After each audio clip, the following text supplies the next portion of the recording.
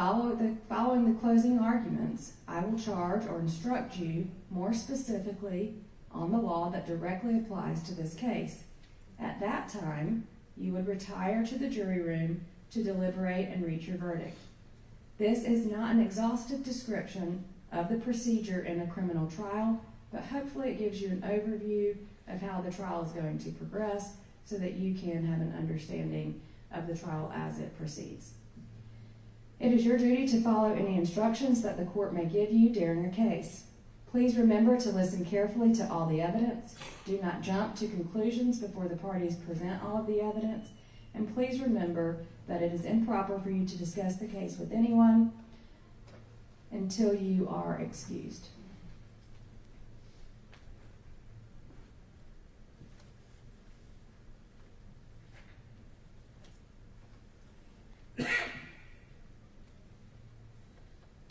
All right, that covers all of my preliminary instructions, except that I believe I told you yesterday, if you need a break, just let one of the bailiffs know. We can accommodate that request. We want you to be able to hear and see all the evidence that is presented. We have 2 larger TVs now that I believe each juror should be able to see the screens. If you cannot see, if you cannot hear, or if you are uncomfortable at any point in time, please raise your hand to get my attention. If I see it, I will address it, or the bailiffs, you can write a note on your notepad and the bailiff will bring it to me. All right, we want to make sure that you can see, hear, and understand everything at all times. All right, we are now ready for the opening statements. The state has the opportunity to go first. Who's going? Ms. Waters? All right, Ms. Waters, you may proceed. Thank you.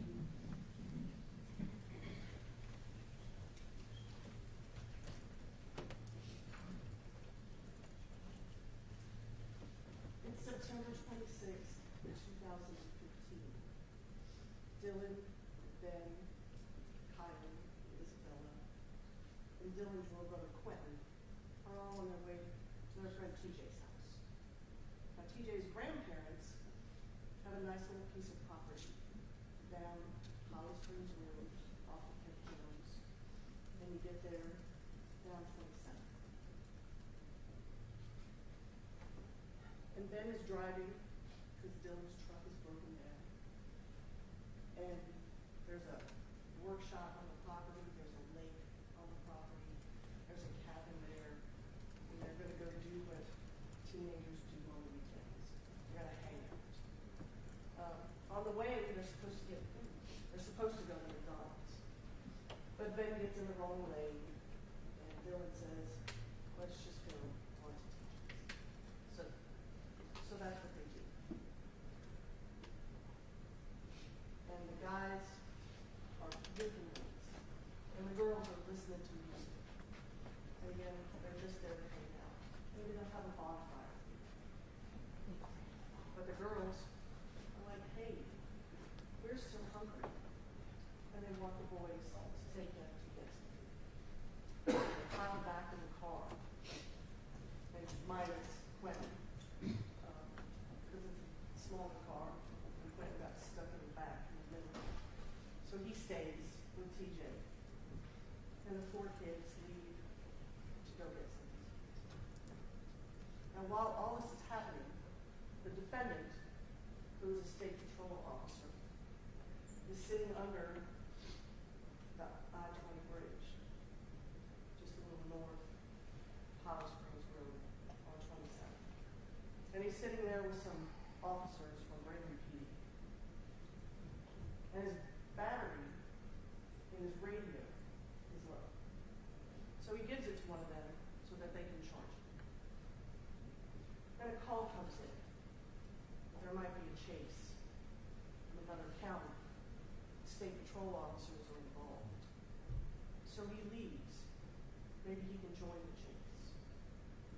Ultimately, it doesn't pan out. So on his way back, he stops somebody for speeding. And then he heads north. Now mind you, he does have another radio. He is not without communication.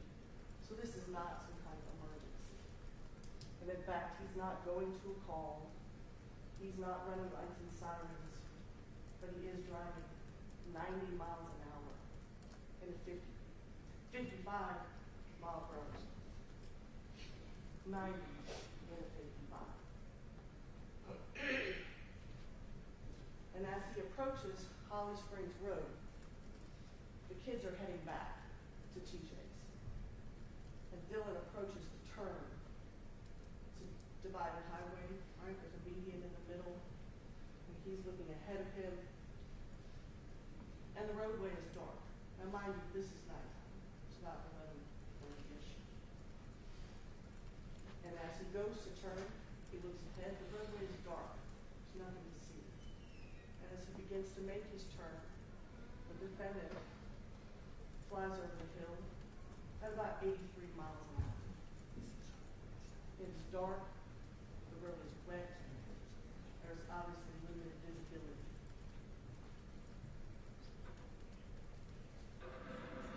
I apologize.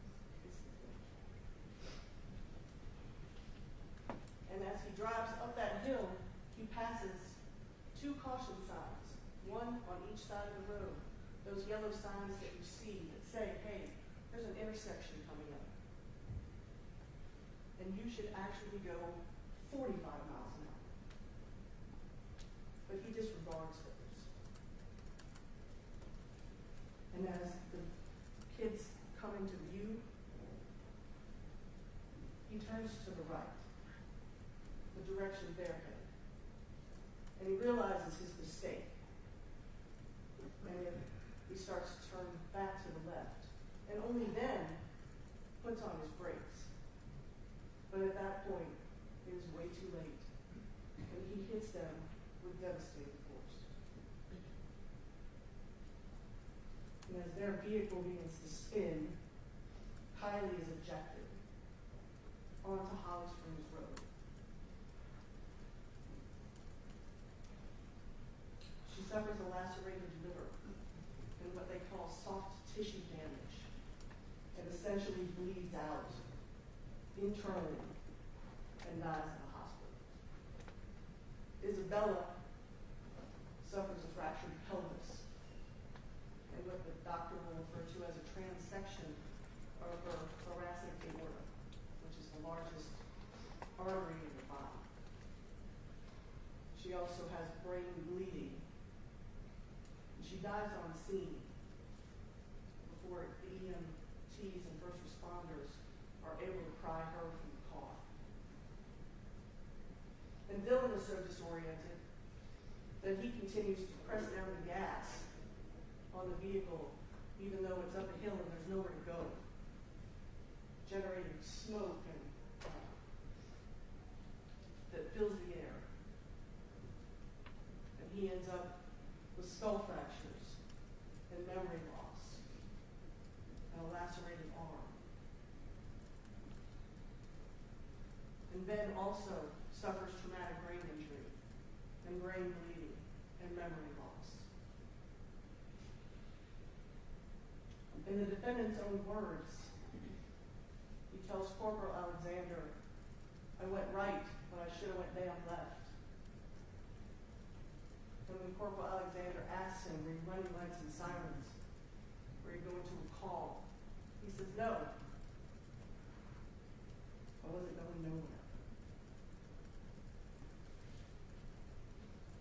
Now, you will learn that there's alcohol in the kid's vehicle. But you will also learn that there is no evidence that Dylan was under the influence. State Patrol sent a member of their Nighthawks team, which is a specialized DUI task force, sent him to the hospital to see if they could find probable cause, which is what you need to take someone's blood if you suspect that they're under the influence. And they found none. Now the hospital took their blood, Dylan's and Ben's, because of course it's important, right, for their treatment. The hospital will also, the results will also show you that there is no blood, there is no alcohol in Dylan's blood. men's room.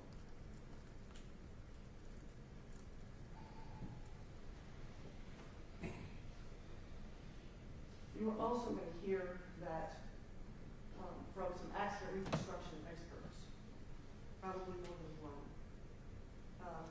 But Will Partenheimer, who was a former police officer, is going to tell you that if the defendant had not turned right, that this collision wouldn't have happened.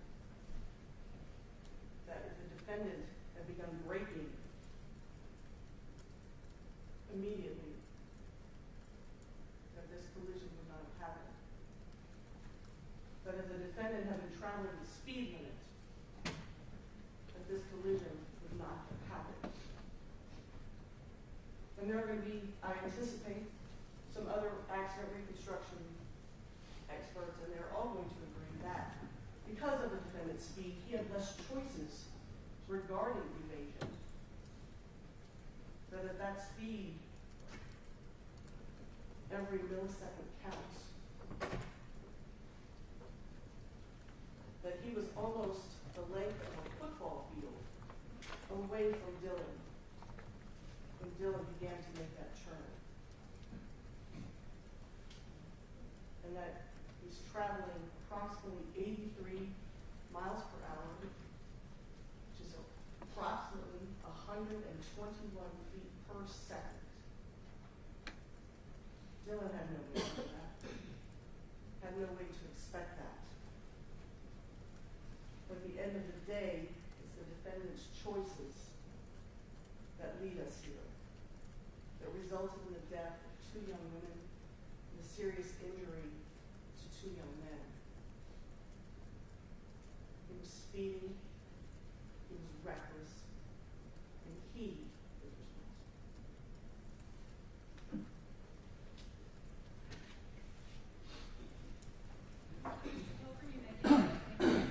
Thank you, Howard. Ladies and gentlemen, good morning. Thank you, first of all, for being here. I may have said to you, and I mean it, we could not have a jury trial without yours. And the trial by jury is, we kind of take it for granted now in this country, but in the 1700s, the idea that we would bring people in from their everyday lives and have them sit in court and decide what the law is and how it applies to that sets of facts it was remarkable. It was something revolutionary in the Revolutionary War. It just come out of it because that's not the way it was done in other parts of the world before then. And while our system is not perfect, it is the best one going today. It's the best one conceived by man, the way Thomas Jefferson once wrote, to hold the government to the principles of its Constitution. And I'm shorthanding that, paraphrasing, but I believe that. And I believe that juries get it right much all the time. And that's the reason why we're here today. It's for you as a jury, collectively and individually, to do what is called the Latin version of it. It's veredictum, which is what we use for verdict, which essentially means veredictum, ver being the truth, dictum being to speak, is to speak the truth, to say the truth. And that's the whole truth. That's not a part of it, that's not a slant, it's not a side, it's the whole truth. And today I just want to let you know that A.J. Scott is my client. He's here. Members of my office, Dustin, Daniel Rice, Rory Manley, and Taylor Fields are here helping me this week. And you'll see them coming and going throughout the week. I just want to let you know who they were. Some of you, I mentioned during voir dire, or you mentioned even where you could serve on juries, others of you have not. And oftentimes it is asked, what is a jury's role? What do they do? And everybody, I think, for the most part, has either read or watched on television verdict. Everybody knows the verdict, right? And that's ultimately the byproduct, is the end result of what you do. But it's not what a jury does. And as I was preparing for this case, some things struck me. And you might wonder why I have a loaf of bread on my table. And I have always been a visual learner, from when I was a young child to this day, visual learner. And you might wonder, what does loaf of bread have to do with a case? And it made me think about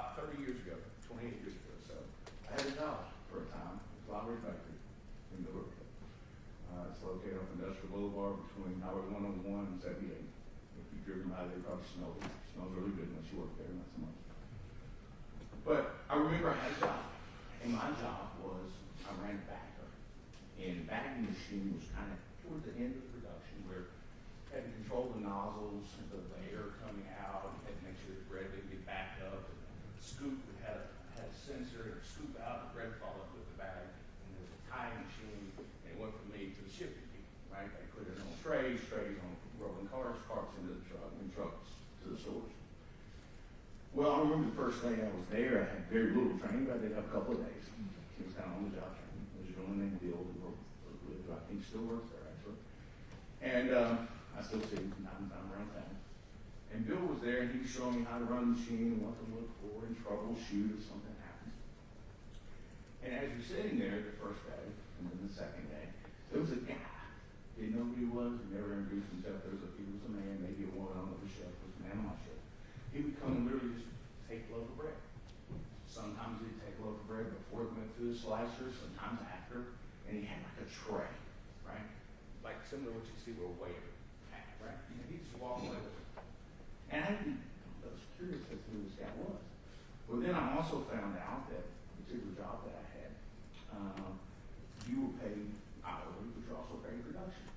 So the more bread I got in bags, the more ties I got on, the more I got out, the more I got paid. Every 2 weeks you got a little bonus, right? If you met certain criteria and you went above. So I started wondering, who is this guy? Why is he taking bread off the line that I could get in the bag and pay? So I asked Bill one day, he said, oh, that's cute. So I literally thought the man's name was Quillian or Q or something. I had no idea. Well, come to find out, he was actually quality control. And also, as I worked there a little bit longer that year, I figured out there was a small office in the back, probably a third of the size and a quarter the size of this office. They had a laboratory. And this man would come and take the bread, and he'd weigh it. He would taste it. He would break it down chemically to see what was in it. If in fact what they put on the label was what was in it, how much salt, how much sugar. He would actually measure the slices. They had a little penny measure. He would put it on a digital scale. And the part I made about that is there are a lot of things that went into this. It is trying. And you're going to hear about a lot of them. And there's a lot that goes into making a loaf of bread. It starts with the guys that unload the trucks, to the people that put it in stores, the people that measure the ingredients, the people that mix the ingredients, that put it together. Some of them are hand twisted still to this day. And then it goes to the oven, it goes to the containers, it goes to the oven, the people control the ovens and how hot they are and how long they're in there. And then there's cooling, and then there's the slicing machine, people control that. There are a lot of parts that get before it gets in the bag, right? And there's a lot of parts of this case. So what I consider you as a jury is you're the quality control officer, person of the criminal justice system. What you're supposed to do as a jury is protect the quality of what's been given to you. And is it justice? And I use that analogy simply because it helps me explain to the jury kind of what you're expected to do. And so if you think about it, your job is to check the state's work, to check the people that were mixing it, the people that were baking it, the people that put it in the form. Did they actually give you what they said they give you? What's required by law? Does it match the ingredients? Does it match the specifications of this jury? They have to give you that. So if you look at the evidence going forward in that way, I think it may help you. Now you hear us discuss throughout this trial, probably the state and myself, the idea of reasonable doubt. And that is something that we use in this forum. I understand most other people don't use. Much like you don't hear things like torque unless you're a mechanic, right? That's not something you hear. It is sort of a byproduct of our profession. But what reasonable doubt is pretty simple. Reasonable doubt is a fair-minded, open member of the jury seeking the truth. And if it's a doubt for which you can give a reason, that is reasonable doubt. Now, I will tell you, throughout this entire trial, there will be reasonable doubt. From the beginning to the end. Now, there are some things that we agree on. And some of the descriptions and events we're going to agree on. We're not going to disagree on everything. But what I think the evidence is going to show you is around 11:30 or so on a Saturday night, almost 10 years ago, September 26th, Dylan Wall was operating a Nissan Sentra, a a 1.8-liter 2005 Nissan Sentra. And in that car, he had 3 other teenagers. I think it's going to be clear, and I think the state has already advised you, and I would agree with them, they had a party, whatever you want to call it, a gathering, a group of young people. And TJ Sylvie was one man saying they're at his house, and his family owns quite a bit of property in that area. And she's right. You're going to hear a 911 call from an independent person who knew nothing about what was going on. You'll hear it, and you'll get to listen to it. And it'll talk about the direction that vehicle was traveling and the direction how it was traveling. I'm going to pay close attention to that. And they had left the party, and then they had come back to the park, or they were coming back to the party. And what I think the evidence is going to show you is that Dylan Wall made a left-hand turn without yielding. If you're going to watch videos, if you're going to hear testimony, you're going to see that there is absolutely no yielding, that there was no turn signal whatsoever. You're going to see it, and you're going to get a chance to evaluate that. You're also going to hear about the weather that night. It was wet. It was raining. It was so rainy that if you want to hear testimony, the airlift ambulance or helicopter couldn't be brought in because of the weather. It just wasn't conducive for them to fly or land. So you're going to hear those things. You're going to hear that Dylan Wall's vehicle was traveling somewhere between 22 and 23 miles an hour as he made a left-hand turn without yielding. You will hear that, and that will come up to you. There was, in fact, alcohol present, both in the car, in the road, and throughout the crash scene. And there's 2 different types of alcohol that are present. We do not dispute that Mr. Wall and Mr. Pinkin were taken by ambulance to the hospital. We don't dispute that. I will let you notice, and I will believe the evidence will show you that Mr. Pinkin was combative on the scene and combative inside the ambulance. Evidence also, we believe, is that Mr. Wall would have actually vomited inside the back of the ambulance. I think there was testimony in that. And I want you to pay close attention to that testimony and close attention to those details. We don't dispute that injuries and death resulted from this accident. We don't dispute that. And the loss of those 2 young girls is something that can never be filled by anything I say or could say, and it may be the worst thing the parent has to live through. It's the loss of a child. I can't imagine anything worse as a parent. I don't know anything worse I could live through than that. And for those parents and those grandparents and family, I'm deeply, deeply sorry. Okay, very much so. I want that to be clear that no matter what happens here this week, next week, the result, there is no hole in their life that can be filled. And I'm sorry for that. That's really it. But we do dispute who's at fault. We do dispute the proximate cause. We do dispute how this accident occurred. And what I ask every jury to do, and I'll ask you guys to do the same, whether it's a 1-day trial, a week trial, whether it's 4 witnesses or 40 witnesses, pay close attention to a lot of things. Things that are you told, and things that you're not told. Things that you're shown, things that you think you should be shown and are not. These are all things within your province to consider. And I want to leave you with one thing here. Is, as I was preparing for this case, I looked up the term for accident. Because there are different words: motor vehicle collision, motor vehicle accident. But essentially an accident is an unfortunate incident that happens unexpectedly and unintentionally. A secondary definition is an event that happens by chance or without apparent or deliberate cause. And that's what this is, folks. This is accident. It's all it's ever been. And we believe that when this is all said and done, and you have a chance to go back and deliberate, and I know that's going to be a difficult task. I understand it always is. And again, I say thank you for that, for what you're going to do, what you have done, and what's going to be presented to you. Is when you go back, you're going to see reasonable doubt throughout the case. There's going to be reasonable doubt. And I think when we're done, whether it's 1 day next week, that you will find my clients like that the state does not carry the burden. And I'll close with this: the state always carries the burden. The state must answer all your questions, must dot all your I's, cross all of your T's if you have a question. My client has a duty to produce nothing, present nothing. we will, but he has no duty to do so. None whatsoever, and that should not affect you. But you will hear from us. You will hear evidence from us. Evidence is in contradiction to what the state's going to present. And it'll be your job to hash that out. And I think when you're done, you're going to find the reasonable doubt is clear throughout this case, from the beginning to the end. And if that's the case, if it's anywhere in, he's not guilty. And that's what we're going to actually find him not guilty in each count. Thank you very much for your time. Thank you for your attending this. I look forward to presenting the case. Thank you. State can call its first witness.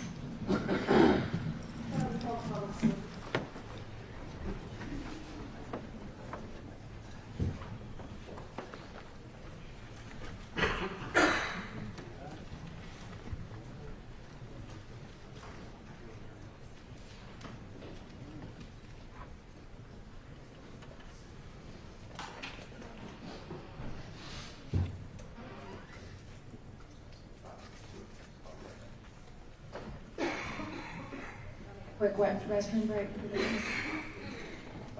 5 minute break? Okay. All right, we'll take a 5-minute recess.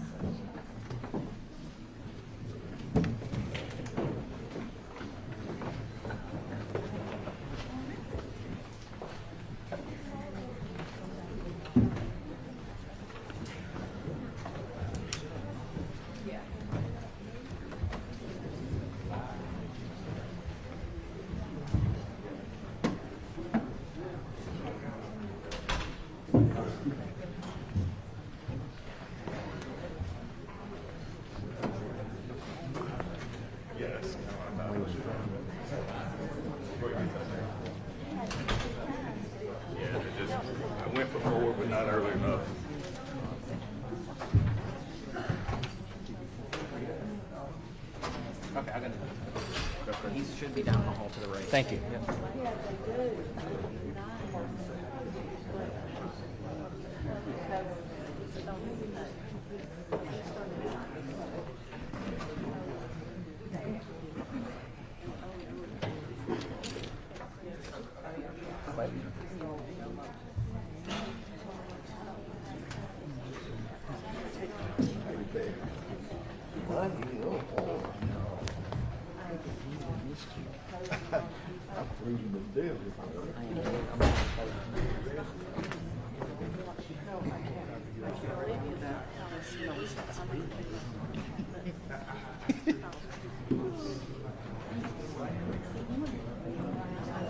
I see you on Facebook too. That's what I do. Yeah, as long as you're not there, we're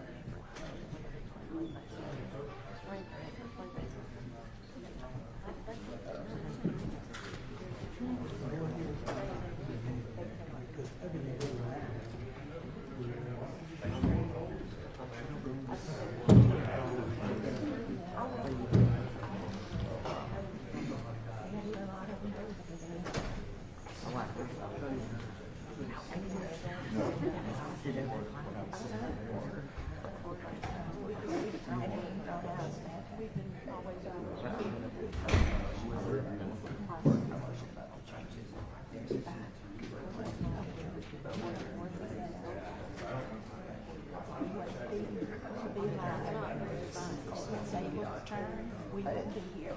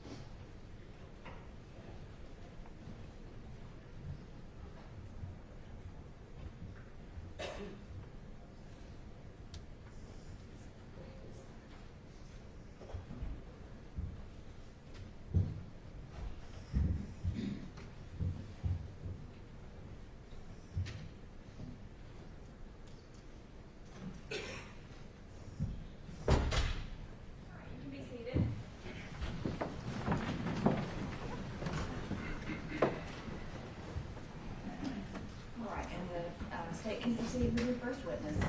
Thank you. And just for housekeeping, I'll just swear everybody in. Yes, ma'am, thank you. All right, would you raise your right hand, please? Do you swear or affirm that the testimony you give in this case is the truth and nothing but the truth, so help you God? Yes. You can lower your hand, thank you. Good morning. Morning. Can you introduce yourself to the jurors, please? I am TJ Sylvie. First name Thomas? Yep, first name Thomas. All right. TJ, how old are you? Currently I'm 28 years old. And back in 2015, on September 26th, how old were you? I was 18 at the time.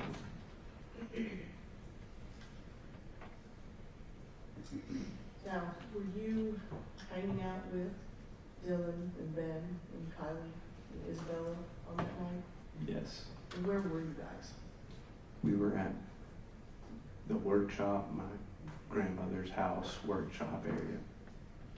Okay, is that like a standalone building? Yes. What else is on that property? Her house, a pond, cabin, few structures. How did you know the four of them? Mutual friends through Dylan. I knew Dylan because my grandfather on my mom's side was neighbors with his parents, so we grew up hanging out together. Okay, so you have grandparents that live Next door by to. Dylan's parents? Yes, yes. And then this is a separate set of grandparents? Yes, Where you yes. guys were hanging out? Yes, yes. Okay. What high school did you go to? Carrollton. Okay, did you know any of them from school? No. All right. Just from the neighbors? Yes, Okay. yes. So you knew Dylan, and then in turn, is that how you knew Ben and Kylie and Isabella? Ben is also my grandfather's neighbor, so I knew him through being neighbors that way. Kylie and Isabella I knew through Dylan, though. Yes. Okay. Have you guys hung out before? Yes. Have you hung out at your grandparents' property? Yes. How many times, do you say, have you guys been there? Less than a dozen, so not too many. Have you hung out other places? Yes.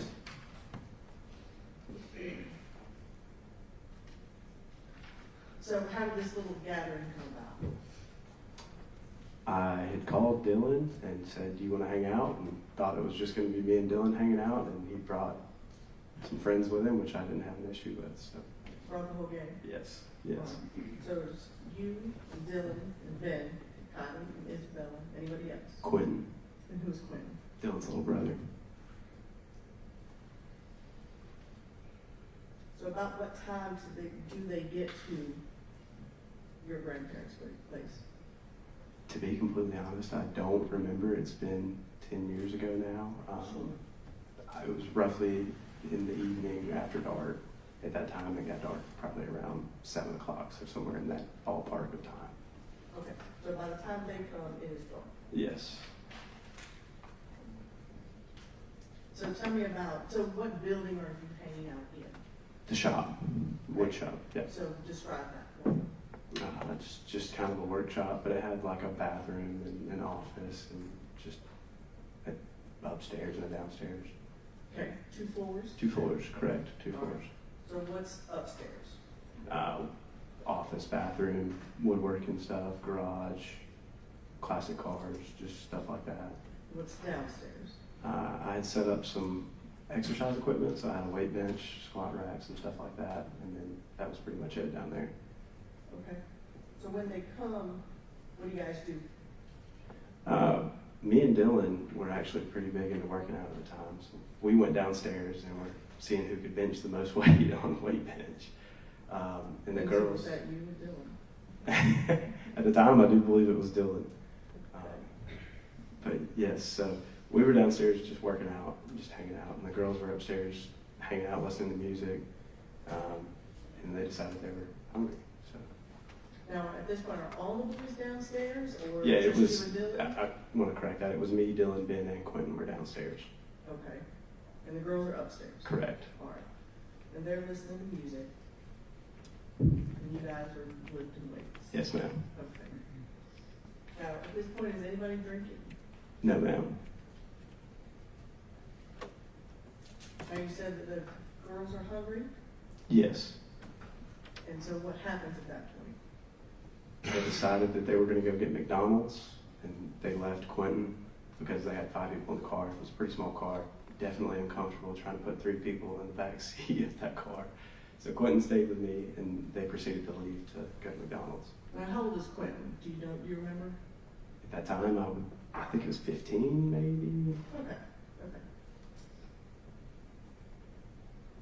All right, so it's Dylan and Ben, Kylie and Isabella, and they get in, whose car did they come in, do you know? It was Ben's car.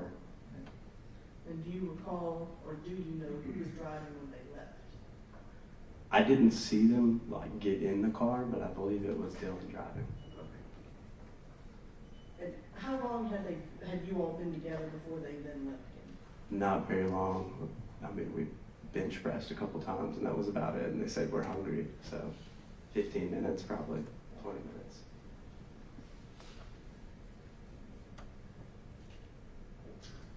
They leave. How long are they gone before you realize that something may have been wrong? About 30 or 45 minutes went by, and we started trying to call them, and everybody's phones were just, it was like they were off.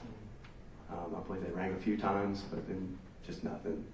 So approximately 45 minutes. What did you do? We waited a little bit longer, and then after we couldn't take it anymore, we got in the car, and we were like, we need to go see where they are. Because, I mean, it's not a very far drive, a few miles maybe. So we went and took the route that they would have taken. And this is you and Quentin. Quentin and I, yes ma'am. So where do you go? So we go down Ham Jones Road, Lovern Farm, go to Holly Springs, and as we're pulling up on Holly Springs, we see blue lights. Did you pull up? Did you stop? Did you talk to anyone? Yes, ma'am. We pulled down Holly Springs and we saw blue lights, and we were under the assumption that there had been a wreck, but we didn't think they were involved in the wreck. We were like, okay, maybe they're just stuck in traffic. So we pulled into the BP right there at the end of Holly Springs, and we were just looking just to see. And we couldn't tell if it was their car or not, but yeah, we did pull up to the scene of the accident. Did you ever speak to anyone? Yes, ma'am. You may not know. Was it an officer? Yeah, it was I believe it was a sheriff's deputy. I'm not exactly sure. I'm pretty sure it was a Carroll County Sheriff's deputy, though. Okay. Did you talk to them? Yeah, I did.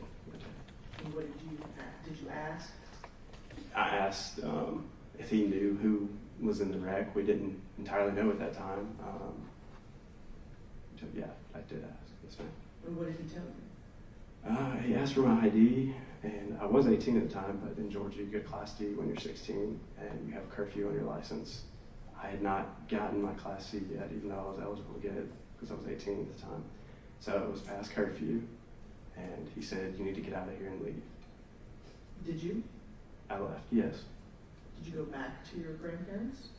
No, we circled back around 27 and went north on 27, made a U-turn, and came back by the wreck just to see if we could see that it was their car. It was their car, so we pulled back into the gas station again. What'd you do then? Got out and spoke with another officer. I'm not sure what department he was with, but he did confirm that it was our friends that had been in the wreck. Then what did you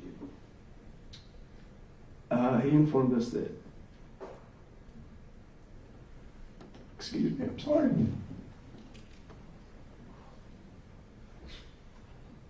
Take your time.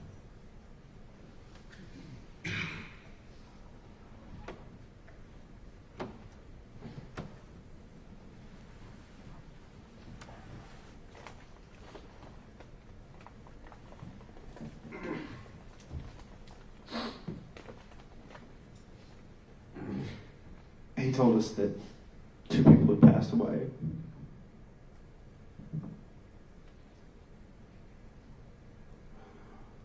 He didn't give names, but he said they wanted to be transported to Higgins in Bremen.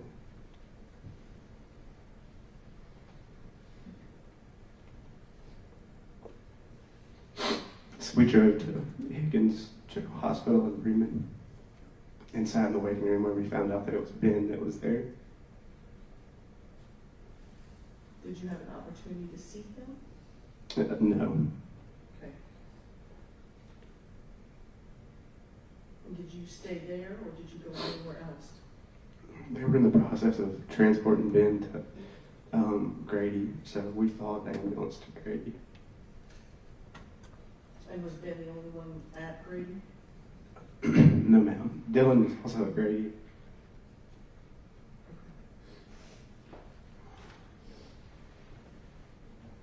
Did you have an opportunity to see Dylan? Yes. And how was he when you saw him? He was out of it. Can you describe that for me? It's tough to describe, but it was almost like he was concussed. If you've ever had a concussion, you're just in a dazed state where you don't really know what's going on. Okay.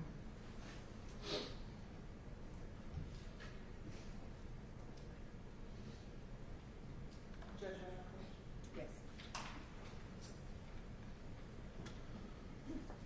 I'm going to show you what's been marked. This is exhibit 1 and 2. Do you recognize these? Yes. And can you tell me what they are? The first one is a picture of Kylie, and the second one is a picture of Isabella. Right at this time, contender states 1 and 2. No objection, 1, 2, Your Honor. All right, states 1 and 2 are admitted. Just for description, which one is 1? It is, Kyle. Thank you. And permission to publish, right? Yes, ma'am, you may.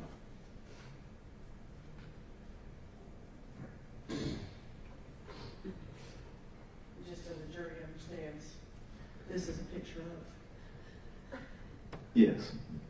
Kylie Yes. and states 2.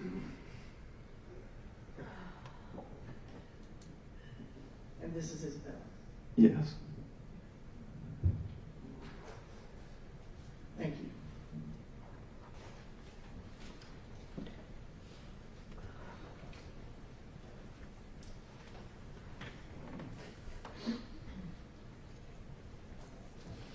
Good morning, Ms. Sylvie. Just a second.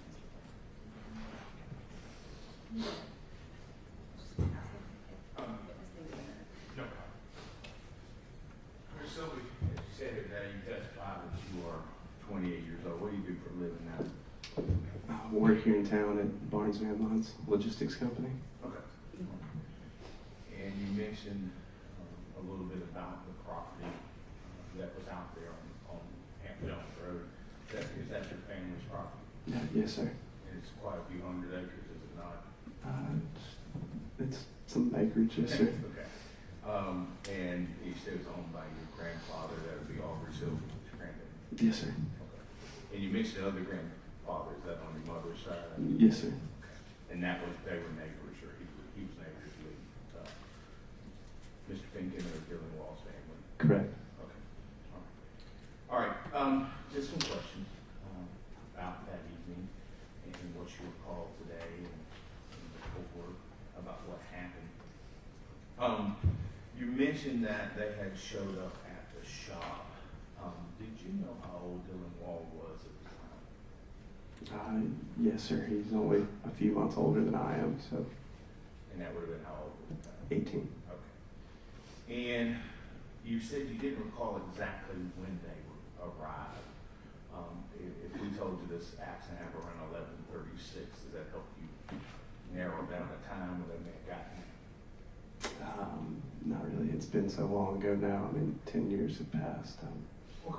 But not based sure. on what you testified earlier, you said you thought it was about 30 minutes they had been gone, and been there about 15 minutes, so 45 minutes to an hour before the accident, they were gotten there. Is that a fair estimate based on your testimony? No, because as I stated earlier when I was asked by DA Waters, we didn't wait just the 45 minutes. I mean, we started calling after 45 minutes. We waited a little bit longer. I mean, we waited until we couldn't just sit there anymore. Fair enough. Okay. Now, you testified that there was no drinking that night that you were aware of, correct? Yes, sir. Okay. Now, when you came back to the scene, did you see any alcohol at the scene? At the scene, Yes. at the accident? Yeah, near the BP gas station. No, sir. Okay. If Mr. Wall or anybody in the group had come back with alcohol, would you send them away, or would they have been able to stay? I probably would have allowed them to stay. Okay. Now, you mentioned that you thought they were going for food. You testified that earlier, correct? Yes, sir. And I know it's been a decade. What food would have been available, let's say in Bremen, which would be the closest exit at that time? McDonald's, Arby's. Okay. And that would primarily have been it, right? Yeah, pretty much, yeah. Okay. Now, of course, Waffle House is open as well. Okay. Now, how long had you lived in that general vicinity? My whole life. Okay. So, are you familiar with another, you mentioned BP gas station in your direct. Are you familiar with another gas station that was in that area? Yes. What did you refer to that gas station as? The Kangaroo. Okay. I still call things that have been 20 years changed that, but it was called the Kangaroo for you. Okay. Did you know that they had been to the Kangaroo, or did you not know? I did not know. We didn't have any contact with them after they left, so. Fair enough. And then you actually followed, you said, the ambulance to the grave, correct? Yes. Okay. Do you know who was in that ambulance? Ben. Ben was in it, okay. Now, I don't want to ask too much, but when you mentioned about concussion, do you have any medical training, education, or anything that would lead you to know that? No, sir. Just have prior experiences of being concussed. Fair enough, as have I. So it was just based on your personal. Yes, sir. Okay, not anything medical or anything you could read or. No, sir. Okay.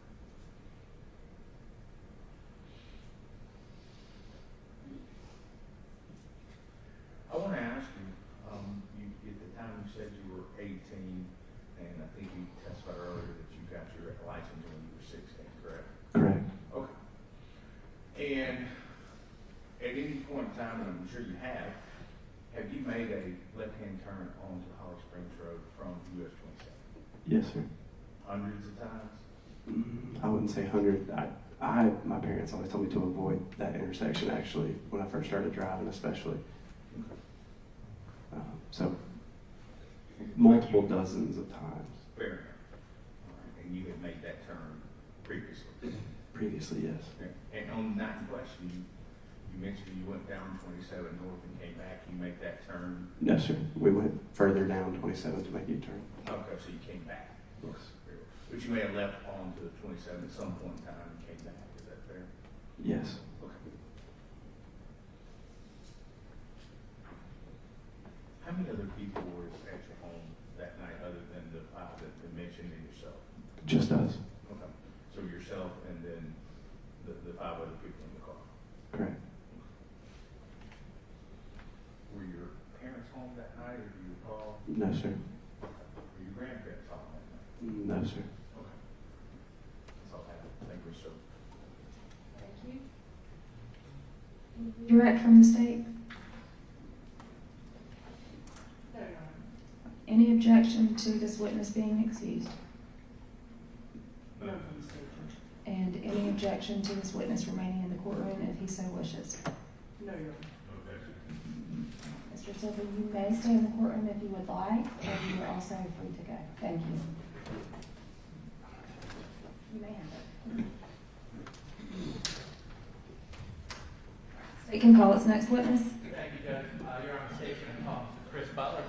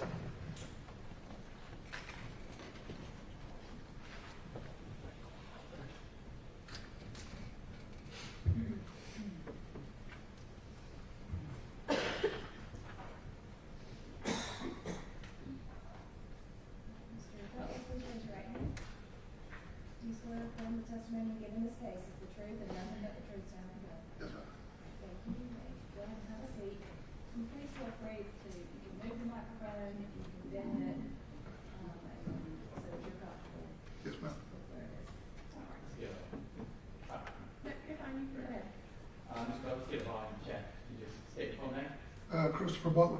Thank you. Mr. Butler, what do you do for a living? Now I install X-ray technology, so go around put in X-ray machines at hospitals and such. Doctors. And where are you living now? I live in Waleska, Georgia, Lake Arrowhead. Now let me direct you back to 2015. Where were you living at? I live right here in Mount Zion. I had kids out here going to school out here. Okay, so not far from where we are today. No, sir. All right, and what were you doing then? I coached travel baseball teams, Freeze Cobb baseball. So I know you said you're coaching the East Cobb team. Yes. September 26th in the evening. Yes, sir. Were you coming home? Yes, sir. And where were you coming from? That night I was coming from Lake Point Complex in Carterville, Emerson.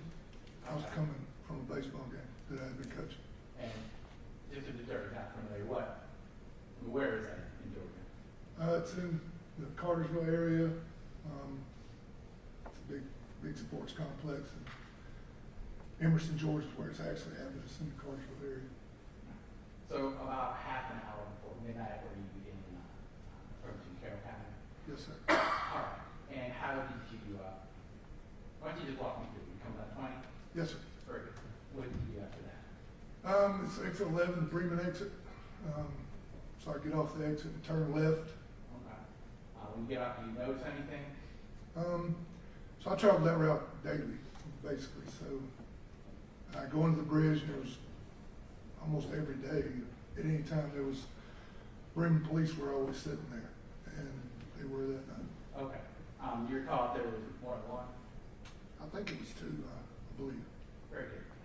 And at this point, you're heading southbound? Yes, I guess. Towards Carroll? Yes, towards Carroll. Away from Bremen? Yeah. Okay. Why don't you tell the jury what you did? What happened? I just turned left and went under the bridge. It's my usual route. I'm just riding. So I lived up the road. I had to turn right at like Ballard Junction. So a car moved up ahead of me and came out of the store trying to go that route. So I think it was a Kangaroo at the time. I don't know if they're still there. I haven't been out here in a while. So the car comes out of there and turns left. And I just moved over into the right lane. Traveling normal speed, just thinking about getting home because I had to, I would always do that because I had to turn right. So just kept driving and kind of moving along with said car, I guess. I was a little behind them. Okay. And let's just give you a little more detail there. Your call, what road you were on, the name? 27, I think it was. I'm sorry. And how many lanes is it there? It's two Okay. each way. Is there like a median between Yes. the north and south concept? Yes, sir. And then you said you went under the bridge and then a car pulling out of Kangaroo? Yes, sir. How far is the Kangaroo from the bridge? I mean, I don't know. As best I can recall, I don't know, let's say, I don't know, a couple hundred yards maybe. I don't really know. Okay. And then you said that then you switched to the right lane? Yes, sir. And then they were in the left lane? Yes, sir. Do you recall if you were next to each other? No, I was behind them with Okay. respectable length. I don't really know. I know it was some time ago, but do you remember anything about the weather? It was down. It was raining, at least misting for sure. I wasn't pouring down rain, but it was wet and rain. It had been raining most of that night, from what I remember. I'm sure you're thinking about it now. Oh yeah. You recall what happened next? So I was just driving along, and when the car went to take a left, I really didn't pay any attention to the car because I didn't have a need to. I was in the right lane. And it's just as I got along by the BP station, they moved over to go left. Again, I'm just driving my lane, so not paying a whole lot of attention. And the next thing, I just hear a real loud crash. Okay. Wasn't paying attention enough to say. I didn't know what the car was coming or anything. I just heard a loud crash, like I said. All right. Do you look in your rearview mirror or anything? Yeah, I looked in my rearview mirror and side mirrors and saw like a car went up a hill and there was stuff flying everywhere, it appeared to be, but again, that's in my rearview mirror, so I'm looking. And I immediately picked up the phone I just heard a loud crash and I just wanted to report an accident. Of course, so you got a cell phone. Yeah, And who'd you call? I called 911. I think you could use your phone at that time, so I picked it up and called 911. Your Honor, I don't think we're going to object. I'm going to have States Exhibit 3. That's the 911 call. No objection. All right, States 3 is admitted. I would like to play it. You may.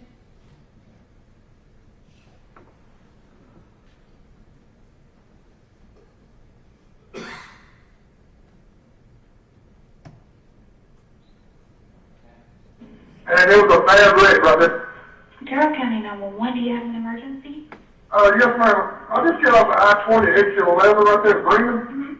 And it was a bad wreck right there, that DT. Okay, and you said that the DT was, or? Yeah, a car was turning, I don't know which way it is, but I just turned at Ballard Junction, but they just turned left to jump that road right beside the DT. And another car hit it to the side. It's pretty bad. It looked bad, really bad. Okay, because we just had one that was on the other. Yeah, it's on the other side. I was coming, I got off, So this is turned the left. other one? I guess they were going, I turned left because I live right here at Ballard Junction. And they were going the opposite way towards I-20.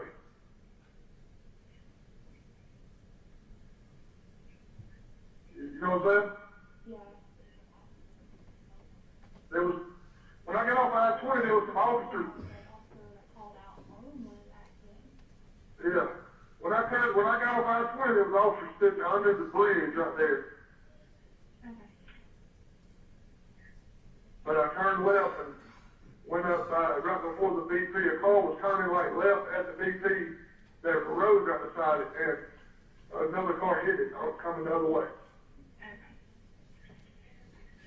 We're going to do North Highway 27.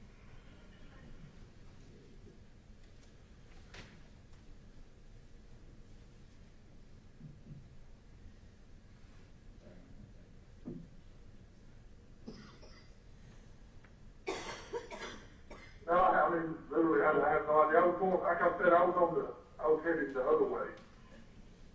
And I wanted to call. There was two officers sitting under the bridge down there at I-20, though, not. Yeah, we just had a call, and I'm not sure if there's two accidents, because Right. because there's one that. They had Brendan City called out on an accident right there at the bridge, so there's just two different wrecks. Yeah. Alright, I'm gonna go ahead and split them, because they're in two different places. Yeah, it didn't look good because, I mean, one car was, I mean, this car turned dead in front of the other car. Right in front of us. So another car T-boned it. Yeah, and they were like off the road. I mean, you know what I'm saying? It looked bad from where I was. I was totally going in the opposite direction, so I mean, I can't really say. But those officers aren't far below it. I don't know what officers, they were Carroll County or Bremen, you know, it's right there at I mean, literally right at the bridge where they were at.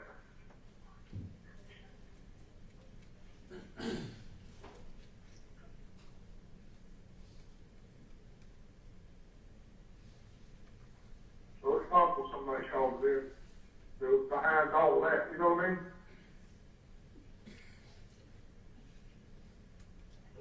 Are you there? Yeah. I'm sorry. It's okay. We're getting them sent to both of them, but we're not sure if there's one wreck or two, because we called Harrelson, and it was right there on the line. But we have an accident that was just right there at the bridge, so we're not sure if it's two different wrecks or if they were wrong on the first location or. Right. I mean, I'm on Ballard Junction now. I'm almost to my house, but literally, I mean, it's kind of. I mean, they could call it in kind of close to the bridge, but it's on the.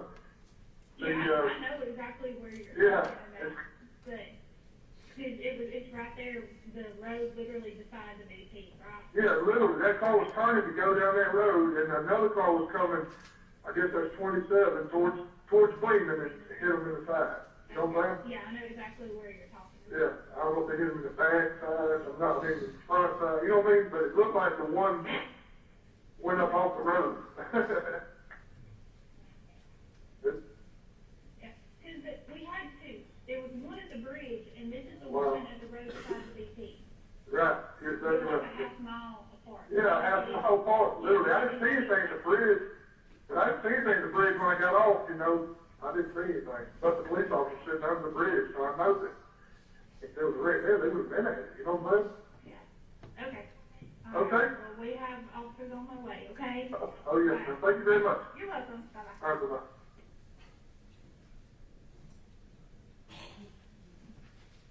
So, Mr. Butler, you had a higher duration of thoughts from when you first picked up the phone. Do you pull them in the driveway? Yes, sir.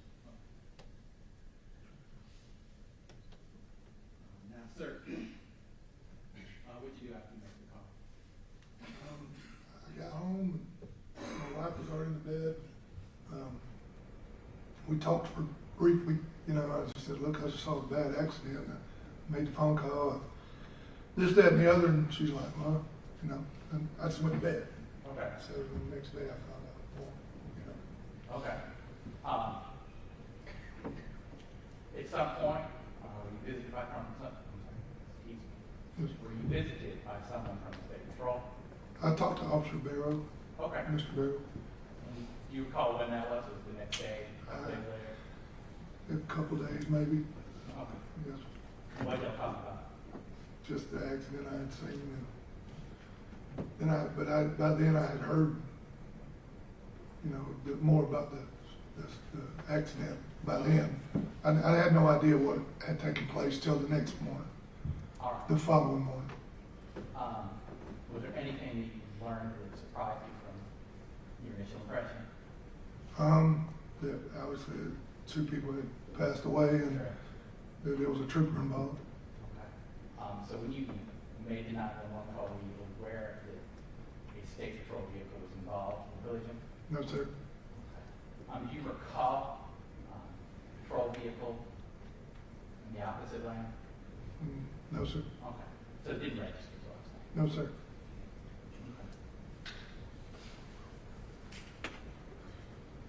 Thank you. That's all the questions I have subject to regret. All right, thank you. Ms. Butler? I wanted to ask you, at the time you were coaching baseball, what age you were coaching? At that time, it was 17, 18-year-old team. Okay. And it was East Cobb Yankees, was it not? Yes, sir. Okay. And your guys go on? Yes, several. I figured it's a good program. Very Did you good. play college ball somewhere? Actually, I got drafted out of high school and played pro baseball. With who? New York Mets. Okay. What year did you get drafted? 88. They were good then. I went to school here. I wasn't a teacher, so. I got you. I just, yeah, I knew that's a really good program at East Cobb. My nephew just recently tried out over there. Really, really good program. Yes, sir.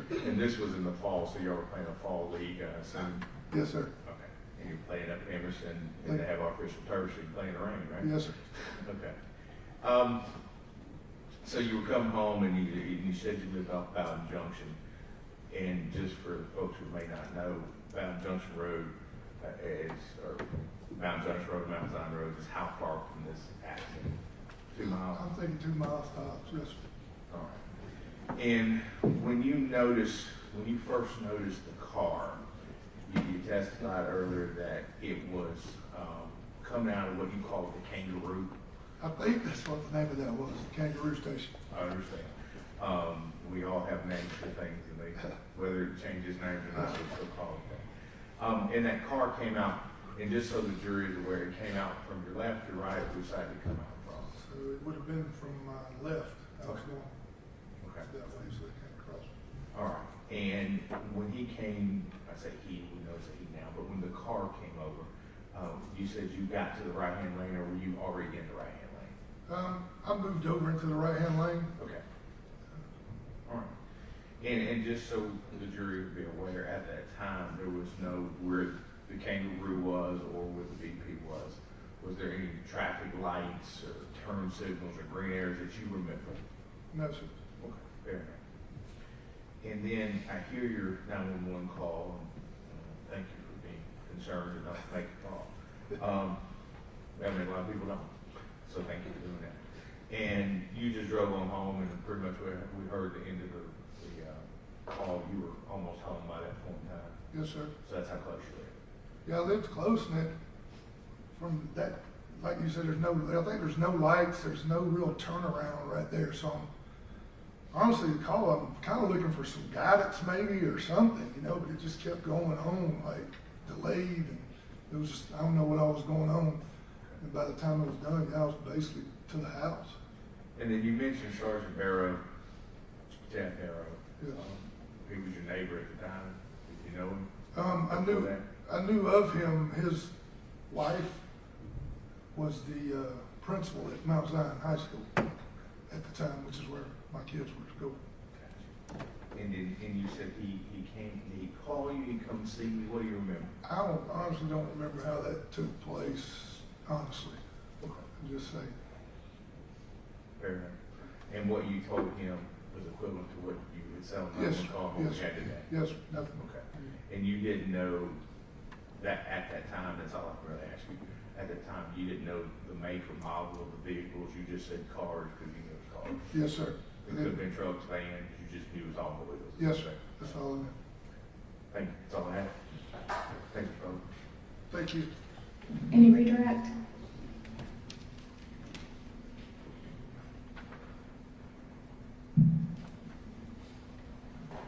Thank you.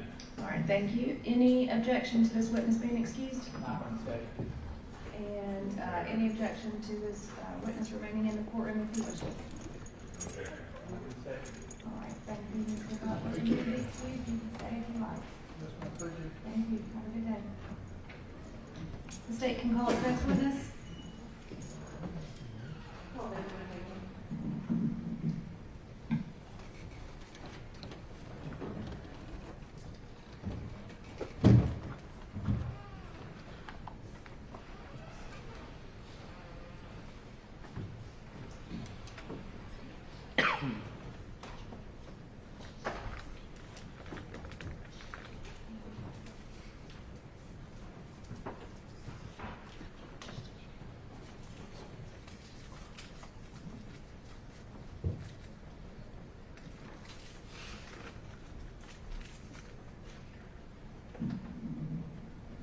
Go ahead and come in, but if y'all give me just a second, the IT is contacting me about the sound system, and I just need to respond about when they can come or what issues we need fixed. So just give me 1 second. Yeah, you can doing this. Thank you.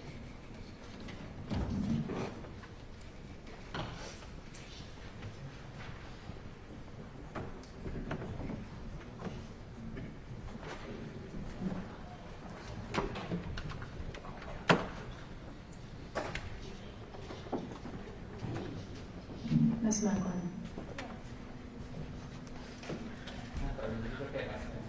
It's totally fine. Yeah.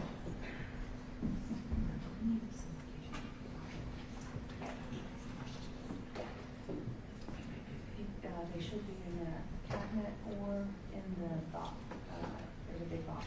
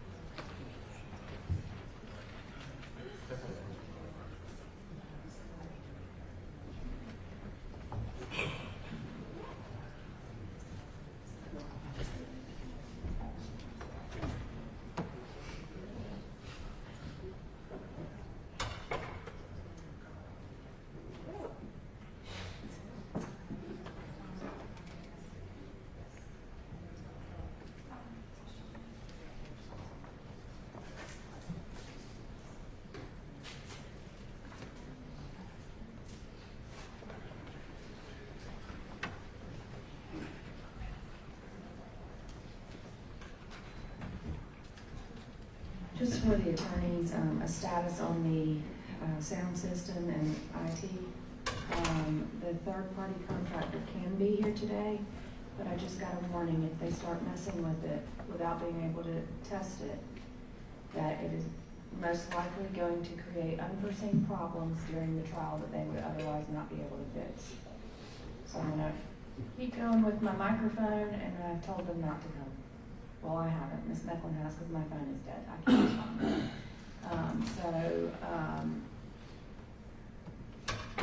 We're gonna go forward with what we have, and I'll keep using the microphones. And my apologies, I just don't want it to get any worse than it is, which they're warning me is probably more likely.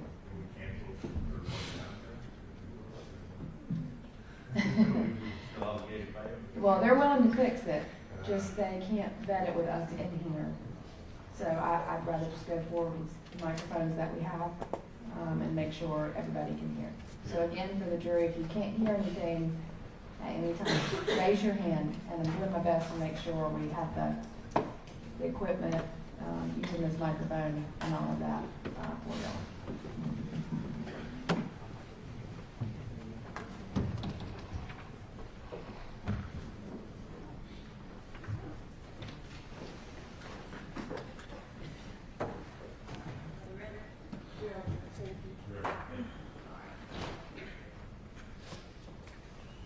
Third witness can go ahead and come in.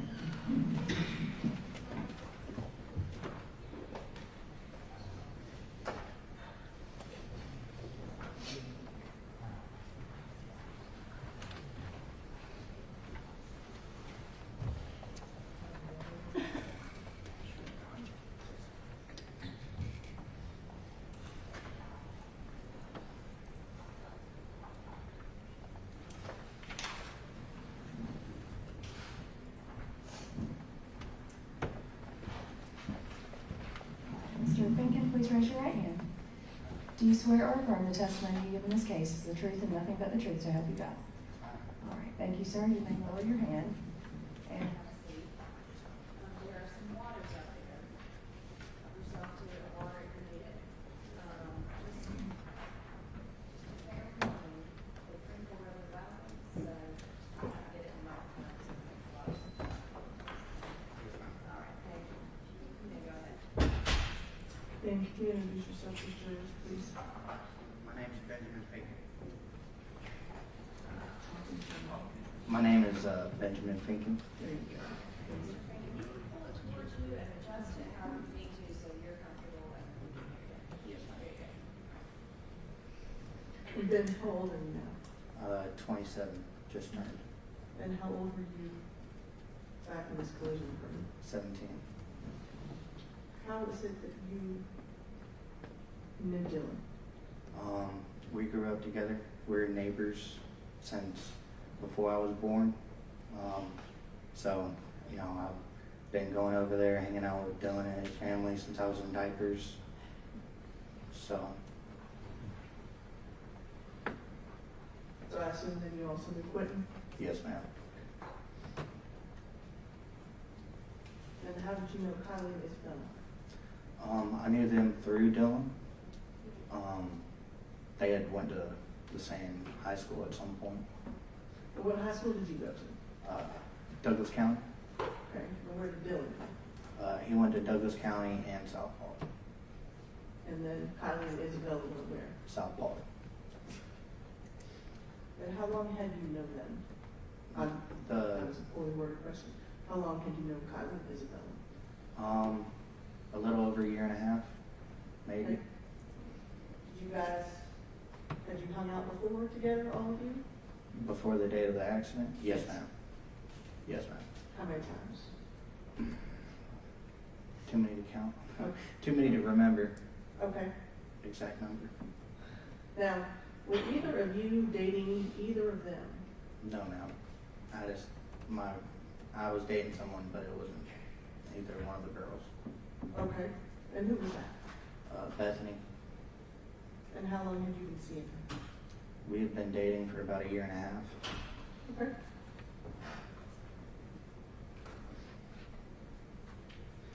So how is it that you and Dylan got together that evening? Dylan had called me while I was there at Bethany's and was just like, hey, you know,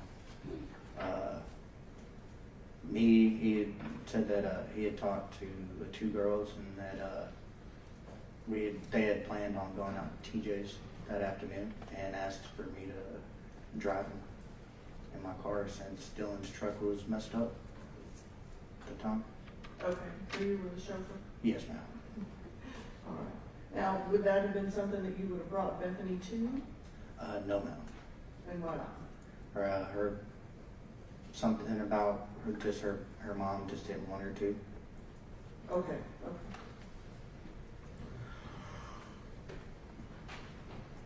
So you leave Bethany's and go where? To Dylan. And are Kylie and Isabella there when you arrived? Do they show up later? They showed up later. Yes, ma'am. I was probably there at the walls for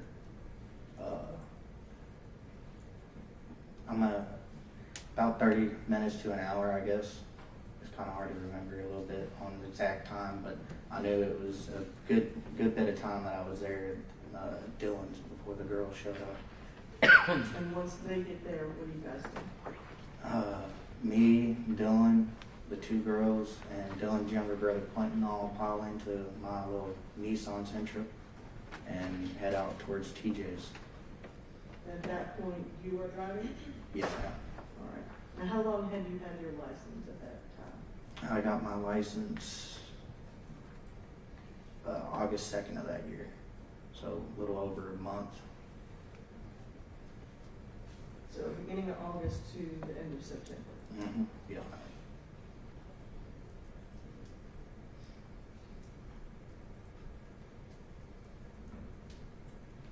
Where do you go? What do you mean? You leave Dylan's house, Mm-hmm. where do you go? Oh, we're heading towards TJ's. Where is that?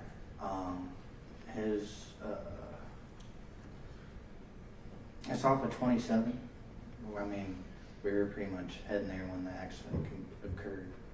Well, not then, but same route. Okay. Are you going to TJ's grandparents' Yes, ma'am. property? Yes, ma'am. And on the way, are you supposed to stop somewhere else?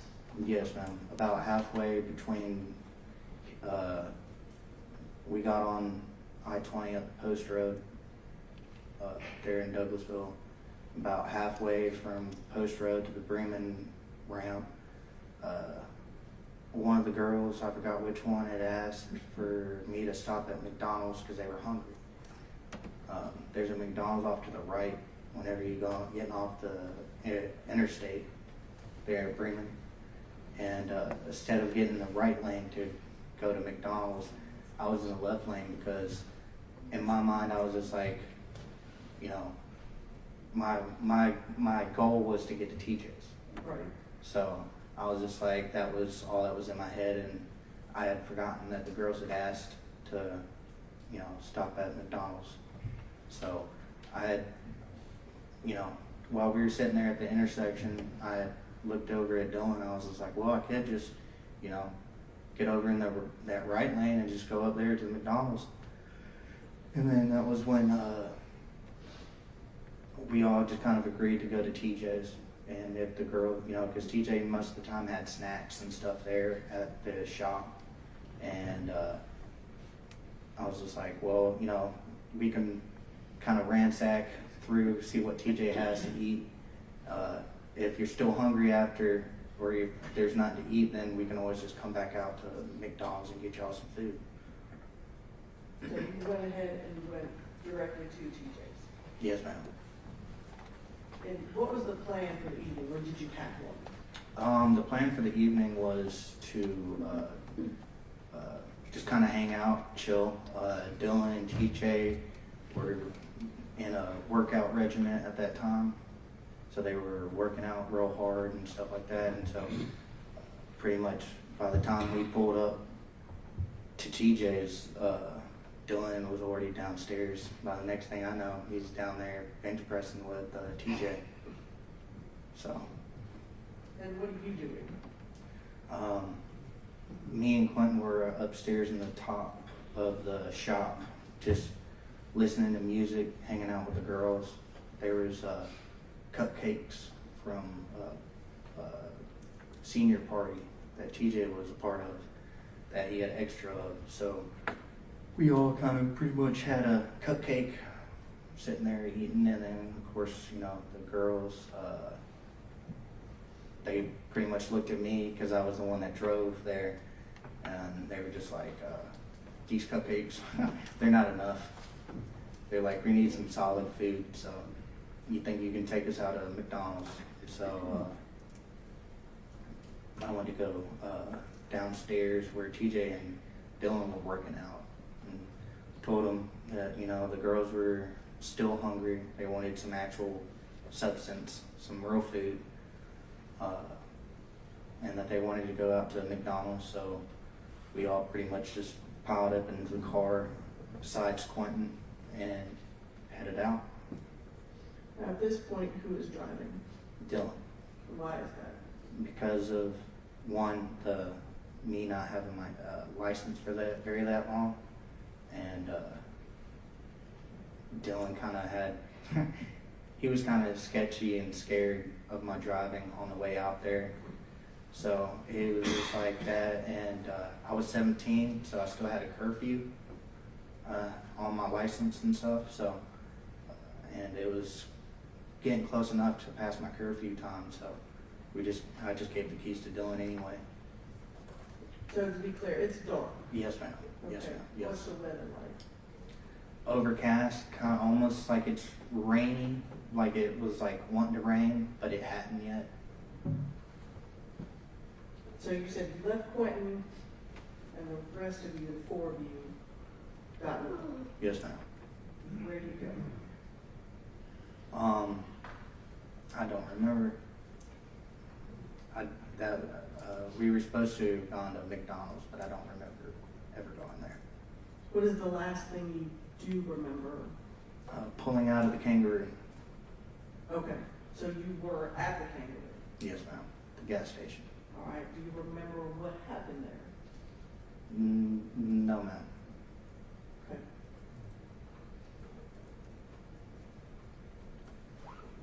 Coming out of the Kangaroo, Dylan is still driving? Yes, ma'am. And where do you go then? We take a left out of the parking lot, go across 27, and we're going back up to take that left right there at the BP. Okay. Now, tell me where is everybody in the car? I'm passenger seat, Dylan's driver. When you say passenger seat, front, back? Front. I'm front passenger. Okay. And then Isabella was behind me, and Kylie was behind Dylan. Okay. All right, so continue. You were coming to the turn? Mm-hmm. And I was on my phone at the time because I was in an argument with Bethany, and so I was, you know, constantly looking down at my phone.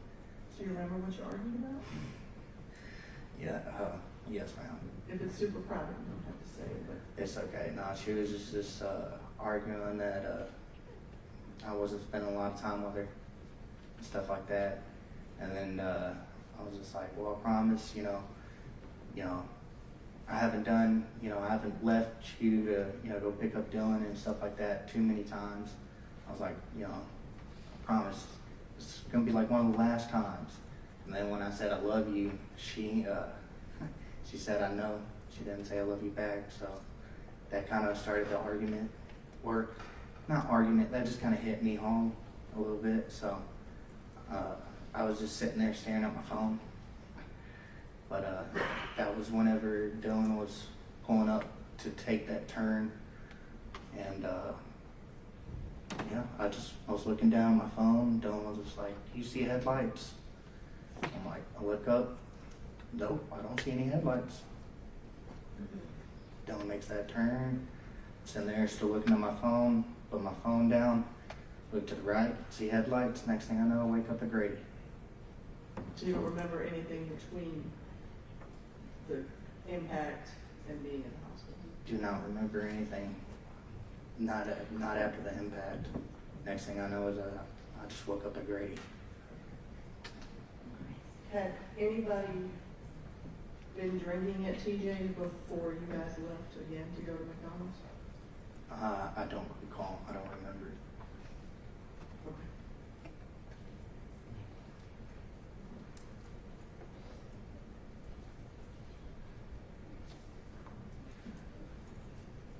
How long were you in the hospital? A little over a week, I think. I think it was right at a week, or maybe a little over. Now,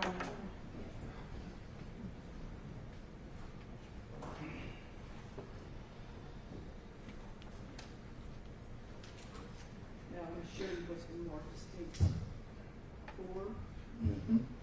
5, and 6. Yes, ma'am. Do you recognize these? Yes. And who is the individual in these pictures? Myself. Where are you when these pictures are taken? I'm pretty sure that was at Grady, most of them. Your Honor, at this time, we have tender states 4 through 6. No, there's 4 through 6. 4 through 6 are admitted. Permission to publish.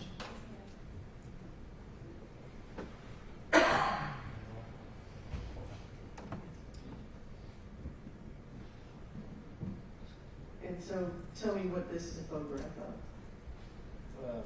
Me laying in, me laying in the hospital room.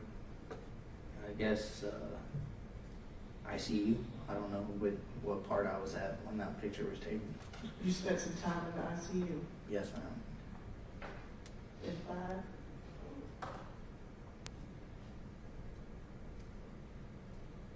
This would be just a close-up photograph of you. Yes, ma'am. And 6. This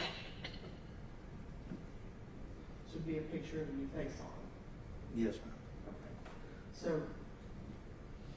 you wake up in the hospital. Do you remember what is happening to you at that point? No. Do you know what your injuries are? No. You don't remember anything, any time spent in the ambulance? No.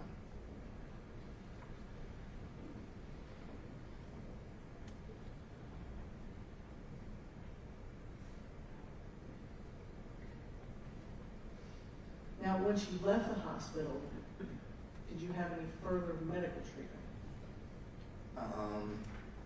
I went to the Shepherd Center. What for?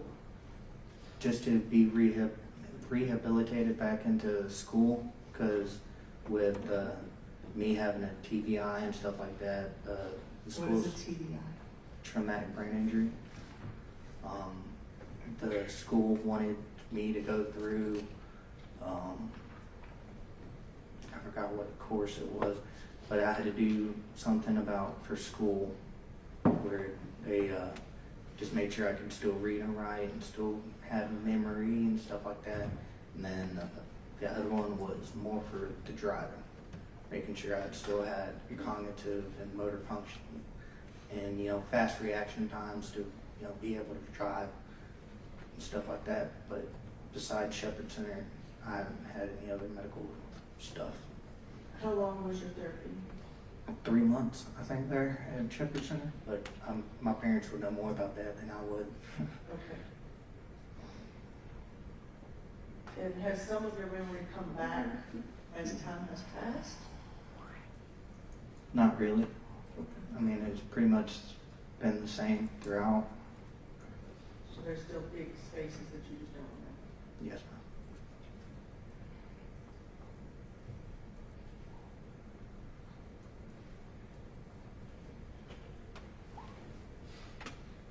Thank you.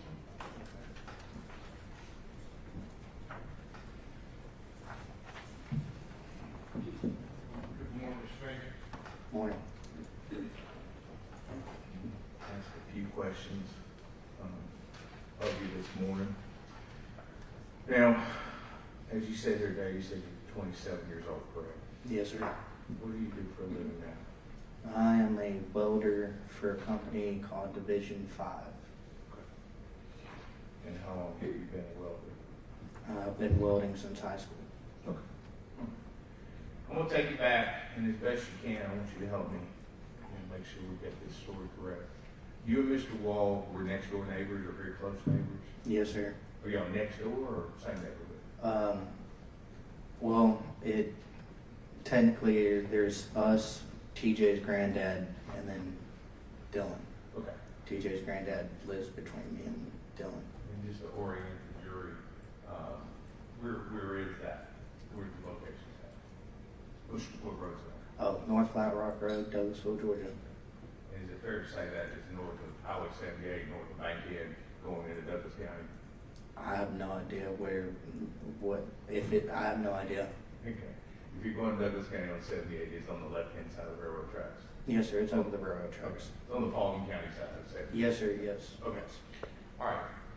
And the night question, the afternoon question, do you recall about what time you left? I think her name was Bethany, the young lady's house. Did you leave her? Were you talking? Tell me exactly what happened. We were watching a movie. At her house? Mm-hmm. Where did she live? Where did she live at the time? No idea. I couldn't even tell you. Even back then, I couldn't tell you. It's some road off to the side that I've never been on, really. Was it in Douglas County? Yes, sir. Okay. All right. And so you left her home at some point in time, and were you driving yourself then from her house? Yes, sir. Okay. What car were you driving? The Nissan Sentra. Okay. Is that your car? Yes, sir. Was it titled to you and your grandparents? My dad. Okay. And if we would, let's talk a little bit about that car. What make and model was it? It was a Nissan Sentra, 2002, 2004, something like that. And then, what was mileage on it at the time? Do you remember? No idea. It wasn't a new car, is that fair? No, sir. It was a hand-me-down. Okay. Would you consider that car being fast? No, sir. Okay. It had, there's photographs that show it had a 1.8 liter motor. Is that what you remember it being? Maybe. Okay. All right. Now, you testified that you left the house. Now, you went over to the wall. Did you drive over there or did you walk over there because it was so close? I drove.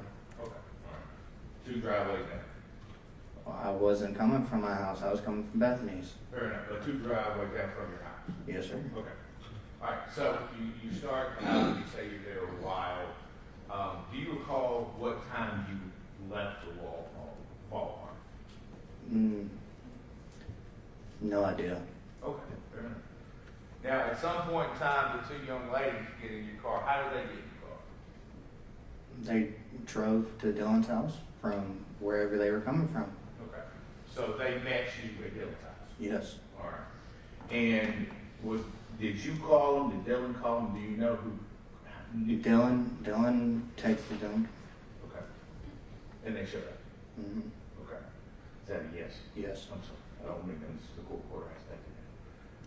So they show up. Is anybody with them? No. Okay. How did they get there if you know? They drove themselves? They drove themselves. Okay. All right. You know who drove? If you don't, it's okay. No idea. Okay. How long after the girls get there do you guys leave? Shortly after. 15 minutes, 20 minutes? Shortly. Okay. Now, you drove, so you know the route that you took to get to Highway 27 to... Yes. What route did you take? Well, we take a left out of our driveway, go till it dead ends into Chicago Avenue, take a right, and then take a left there at the intersection, go up on South Flat, cross over the tracks on 78, take 78 to Post Road, get on I-20, take I-20 to Raymond. Gotcha. And that's the route you were taking at? Yes, sir. All right. And no stops along the way? No, sir. That you remember? Yeah, none that I can remember. Fair enough. And who is in the car? And you mentioned the position on the way out. There were 5 of you, right? And not 4. Yes, sir. Okay. And Mr. Wall's younger brother Yes, sir. was in the car, and he was not in the car at the accident, he was on the way out. Yes, sir. All right. So, did y'all have to wait on him, or was he at the walk home as well? He was there. All right, all right. So you head out, and then you get to, you mentioned you got off the interstate, at like exit 11, you said Brigham. You made a left or a right? I made a left. Okay. And had you been to TJ's house before? Yes. How many times? No idea, because I've known TJ about as long as I've known the Walls. Okay, all right. And that's because his grandparent lived right next door? Yes, sir. Okay. So, you go to TJ's house, and you're there. How many other people are there? Just us. When you say us, I mean the people in your car? The people in the car, including, and then TJ on top of that. Okay. That's it. Anybody else there? No. All right. And you mentioned about there being a barn situation, shop barn. It's a workshop. Okay, workshop. Are there tractors in there, or what's in there? There's a garage where there is an old timey F-150 that was TJ's granddad's over in one part of the shop. The other part was a woodworking shop. So I had all the materials, the lathes, and all that stuff. Okay. Now, and just so we're clear about this, you said you went to Douglas County High School. You were at Douglas County High School at the time. Yes, sir. All right. And was Dylan Wall in Douglas County with you at the time? No. He graduated.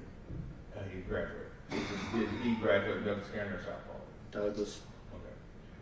Okay. But he'd gone to South Paulding at some time, you said, correct? Yes, sir. Okay. And both the young ladies had gone to South Paulding, correct? Or were in the Yes. road? Okay. Now, you'd only had your license 65 days, is that about right? Sounds right. Okay. Now, you testified earlier that halfway through between Post Road and exit 11, that one of the girls said, "Hey, we're hungry." Do you remember who that was? No, sir. Okay. Not 100%. All right. So, at the time, in 2015, did you consider stopping at either of the Bill Ricker locations? There were McDonald's at both of those. No, because I didn't know of those locations. I only knew of the location right there off the exit. Okay. Did you consider stopping at the Temple location where there was food restaurants? Nope. Okay. So you had decided that you were just going to stop at the McDonald's off of exit 11 because you knew where it was? Yes. All right. All right, so you get off, you said you make a left, and then, just so we're clear, do you recall what road you made a left on to get to TJ Sylvie's? No, I do not recall. I told you it was Holly Springs Road, but that... That sounds about right. And was that a road that was adjacent to Riverside or next to a BP gas station? Yes, sir. All right.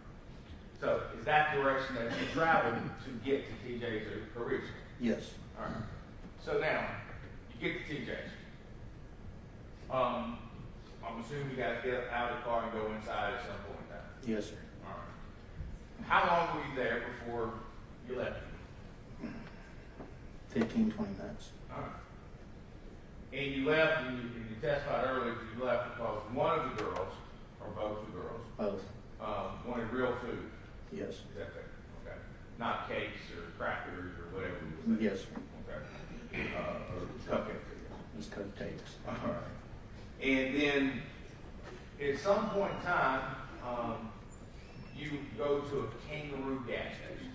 Yes, sir. Is that fair? Yes, sir. All right. And you testified earlier, I'm going to ask you to think really hard about this. Do you recall who went in the store with the Kangaroo? Or did anyone go? I don't remember. Do you remember Dylan going in looking for cigars? By chance? I don't remember.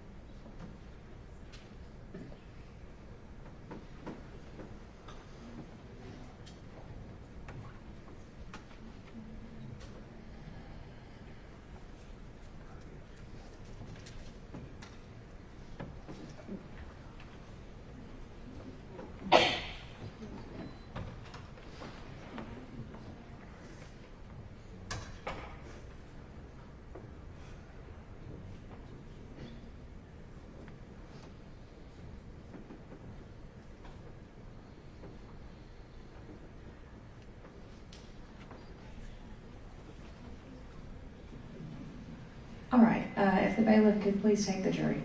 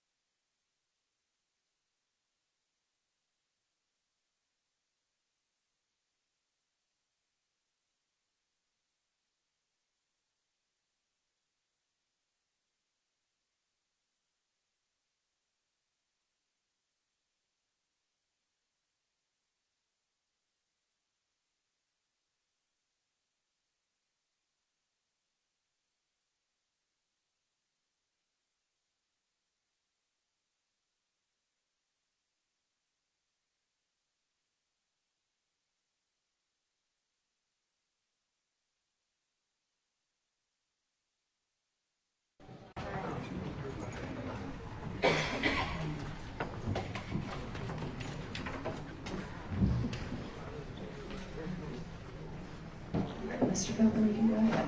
Your Honor, prior to your Sullivan State case, mentioned to Your Honor about possibly marking transcript prior, and you call that court exhibit 1 or A. Do you have a preference on what we call it or how we refer to it? Let's go with court exhibits as letters, Okay. since y'all's exhibits are numbers. And then they'll be easier if we need to pull them out. So it can be, do you have exhibit stickers? I think I put a bunch of blank stickers also on your desk in here. Did you find those? Okay. And do you need something to write? Y'all want to have three chapters, 3 portions, we'll call it A1, A2, A3, or just A, whatever you want to call it. We can just mark, is it all one exhibit, just one transcript? Yes, Your Honor. Yeah, we can just mark them all A. Close to 1,000 pages, you know.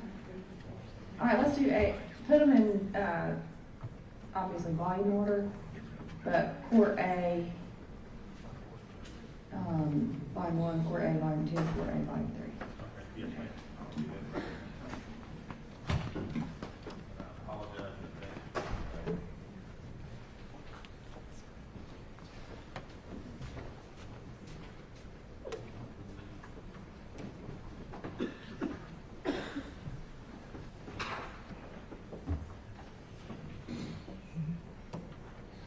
Your Honor, at this time I'd like to ask Mr. Pinkin if I could. Probably, and hopefully refresh his recollection. Mr. Pinkin, do you remember giving sworn testimony previously about this? Somewhat, yeah. Okay. I'm going to show you what's been marked as court exhibit A.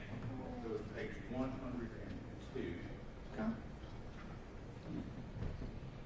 And I will tell you this is your portion of your testimony previously. Yes. I want you to look at this, if you would, starting anywhere you want to, obviously, as a witness. Come on. What I'm going to ask you is sort of starting there at 18, line 18 below. Do you see those? Mm-hmm. Is that a yes? Yes, sir. Okay. And then I'm going to have you look over to page 103, starting at page, or line 1 over to line 7.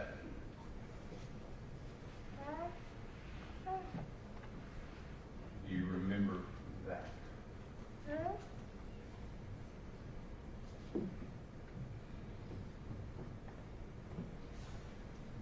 Yes, sir. Okay. So I intend to ask you the question again about kangaroo. Has your memory been refreshed adequately now? I was reading. Yes. That's all I have that issue on. Thank you. I want to put that somewhere. You got a jury, you want to keep it with you want.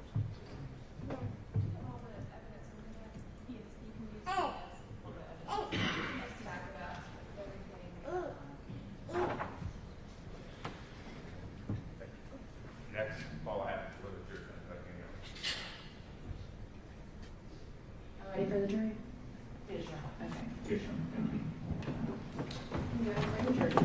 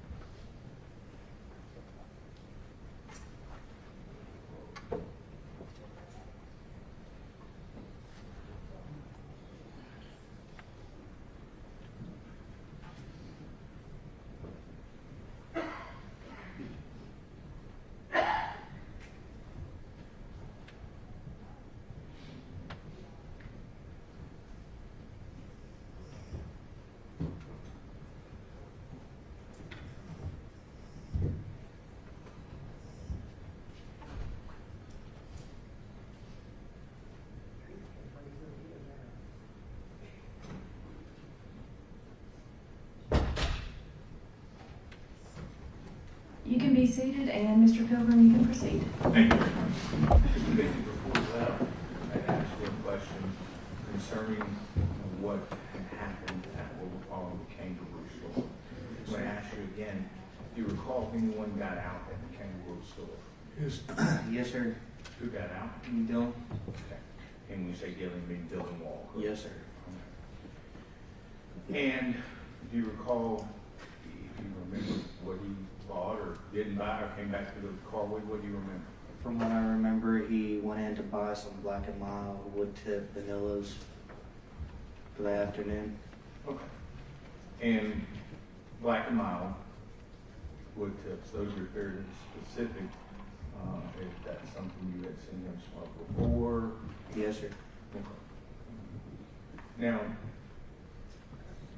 also, Lance, you know how long you were there at the store approximately? I would say 10, 15 minutes, roughly. Now, when I ask you a question, did Mr. Wall come back with any alcohol in his hand? No, sir, I do not recall. Is it your knowledge that alcohol was found in the car, around the car, in the road that night? Yes. Where did it come from? Don't recall where it came from, or the stuff that was found outside of the vehicle. Don't recall where any of that really came from. What about Sorry to inside? remember. I'm sorry. No, it's okay. It's just hard to remember. What about inside the car?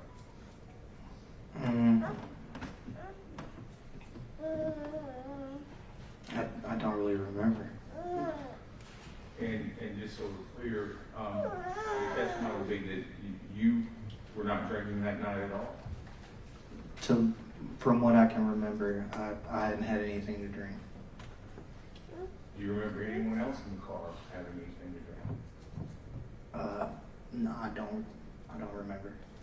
All right. Now, your testimony is that you left Evansville, 5 of you in the car, 5 of you got to TJ's house, 4 of you left, then the accident occurred. Is that a proper timeline? Pretty much, yes, sir. And you never made it to McDonald's that you remember? Not to my recollection. And you didn't bring alcohol with you from Mr. Wall's house or your house, or Bethany's house, correct? I don't remember if we did or didn't. Okay. If you had, is that something you would have done? Is that something we would expect you to do on Saturday night when you're Saturday? Yes, sir. Had you ever consumed alcohol at TJ's before? Yes, sir. Okay. And if you remember, did you intend to consume alcohol that night? I think that was the plan, yes. Okay. Is it fair to say that y'all were on a food run but a beer run too? No. Okay. But there's no explanation that you have of where the alcohol came from. Is that fair? Yes. Okay. But there were no stops between North Flat Rock Road and No. Springs? There's no stops. I did not stop. Okay. And if it wasn't in your car when you left home, and you didn't stop, and then you left, would you agree the only possible conclusion would be the kangaroo? No, because I don't know. I don't recall. And I wasn't there either, that's what I'm asking. Is there a logical conclusion thought next? Yes. And you testified earlier concerning the positions of the people in the car, and I want to make sure we're clear about this. You said Mr. Wall was driving, so he would be here. You were here, is that correct? Passenger seat? Yes. Okay. And that behind you would have been Miss Chinchilla, correct? Yes, sir. And to the left, behind Mr. Wall, would have been Miss Lindsay, and that's what you remember? Yes, sir. And is that what you remember them to be prior to the accident? Yes. Now, when this accident occurred, you said you don't have any recollection after that event. Is that fair after the collision? Yes. Okay. Do you remember your ride to either hospital or anything along those lines? No. Okay. Do you remember EMS or anybody or emergency personnel meeting with you, talking? I remember Georgia State Patrol showing up at Grady. Okay. That was about it. Okay. Do you remember who that would have been? No idea. Not by name. Okay. Fair enough. It wasn't Mr. Scott, was it? No. Okay. It was someone else who said that. Yes, sir.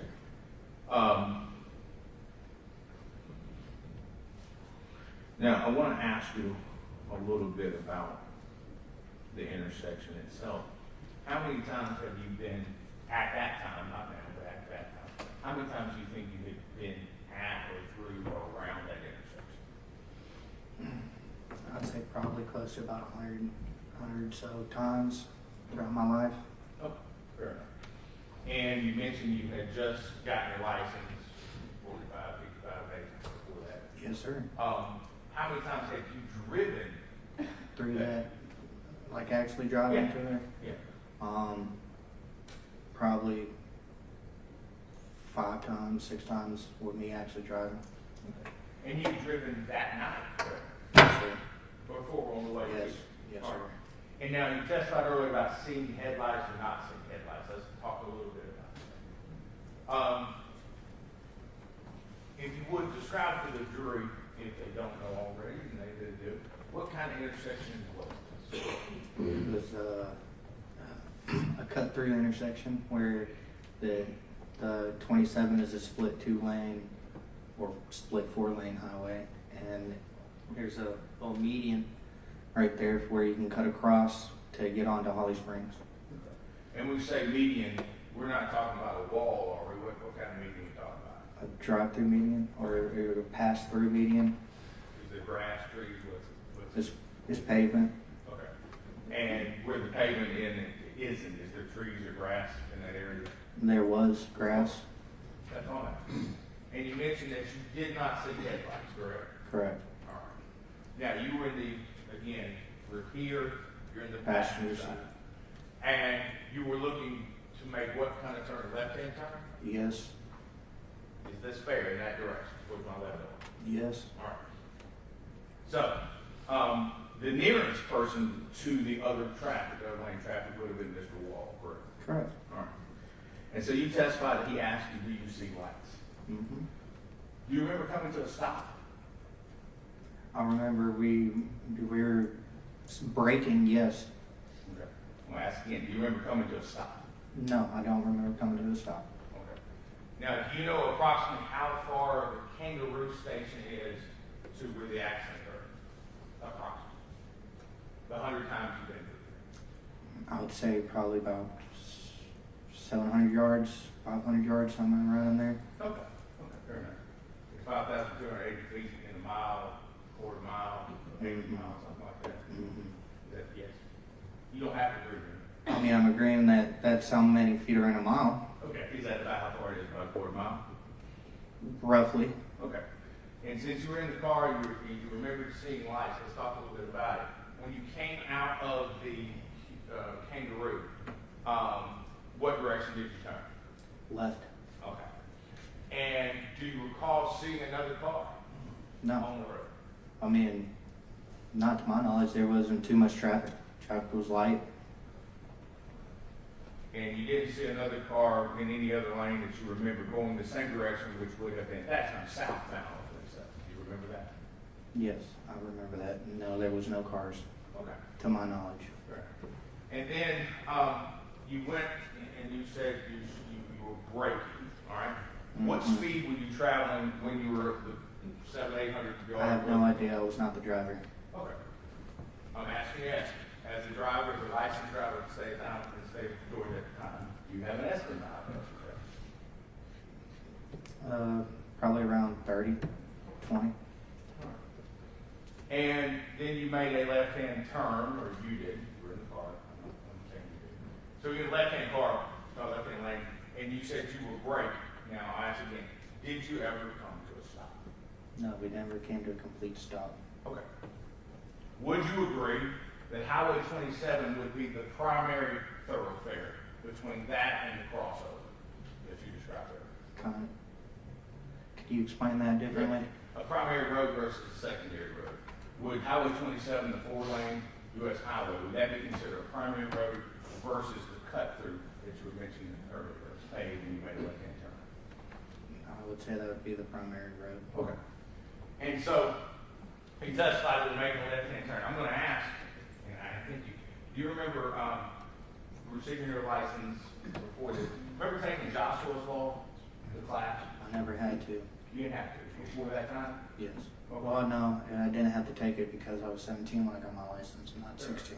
Fair. Okay. When you took your license, driver's license, were you requested, there was a written portion, wasn't there? Yes. And I guess I'm old, I guess it was on the computer even then. There was a computer section where you had to ask questions, is that correct? Yes. Okay. And did, in that class, did you learn about yielding to oncoming traffic? Yes. Okay. And do you recall yielding telling you that you should slow to a stop to oncoming traffic? Yes. Now, so as they made this left-hand turn, you testified you did not see headlights, is that correct? Correct. Right. At some point in time in the turn, you begin to see headlights? I was too busy looking at my phone when Dylan made that initial turn. Okay. And you testified after the accident, you don't remember? I don't remember anything after seeing the headlights. Okay.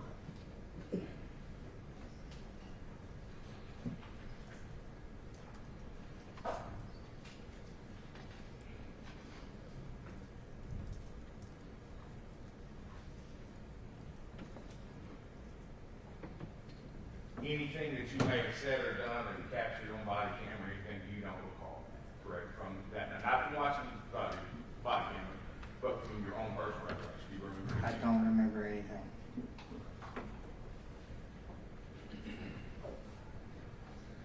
Thank you.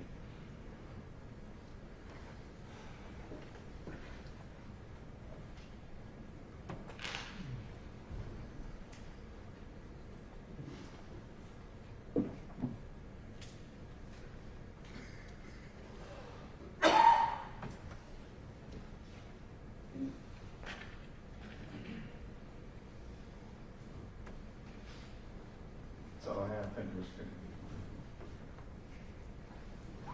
Any redirect? No, Your Honor, thank you. All right, may this witness be excused and or remain in the courtroom?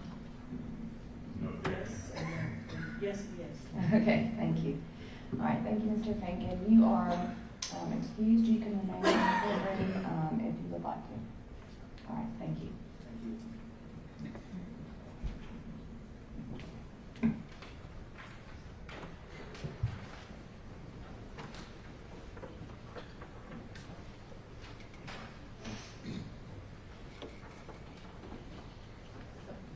Will the parties, the attorneys approach, please?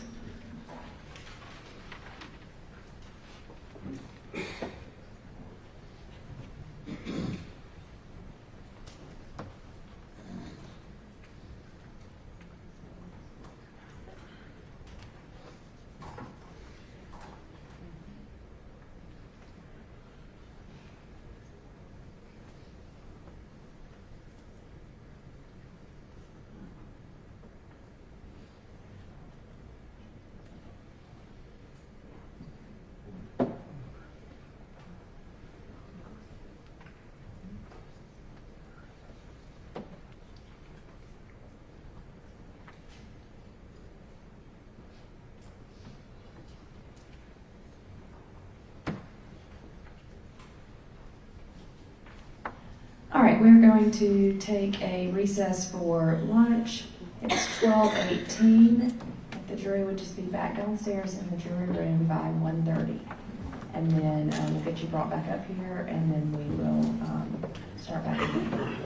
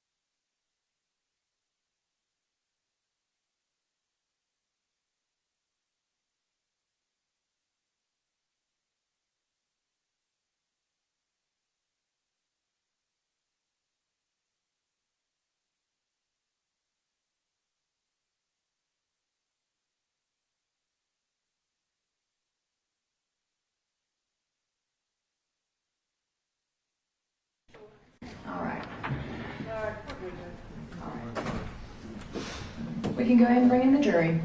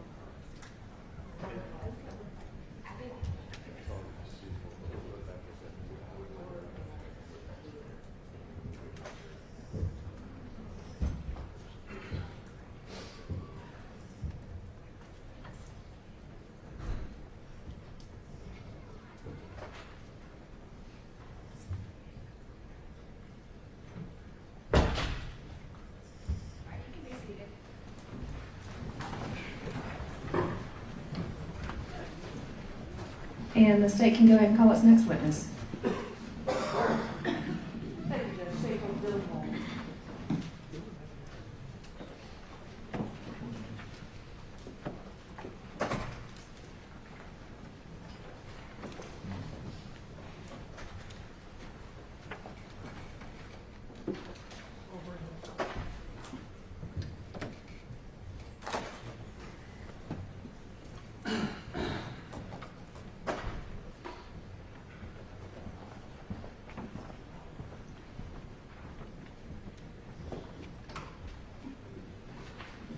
Mr. Wall, please raise your right hand.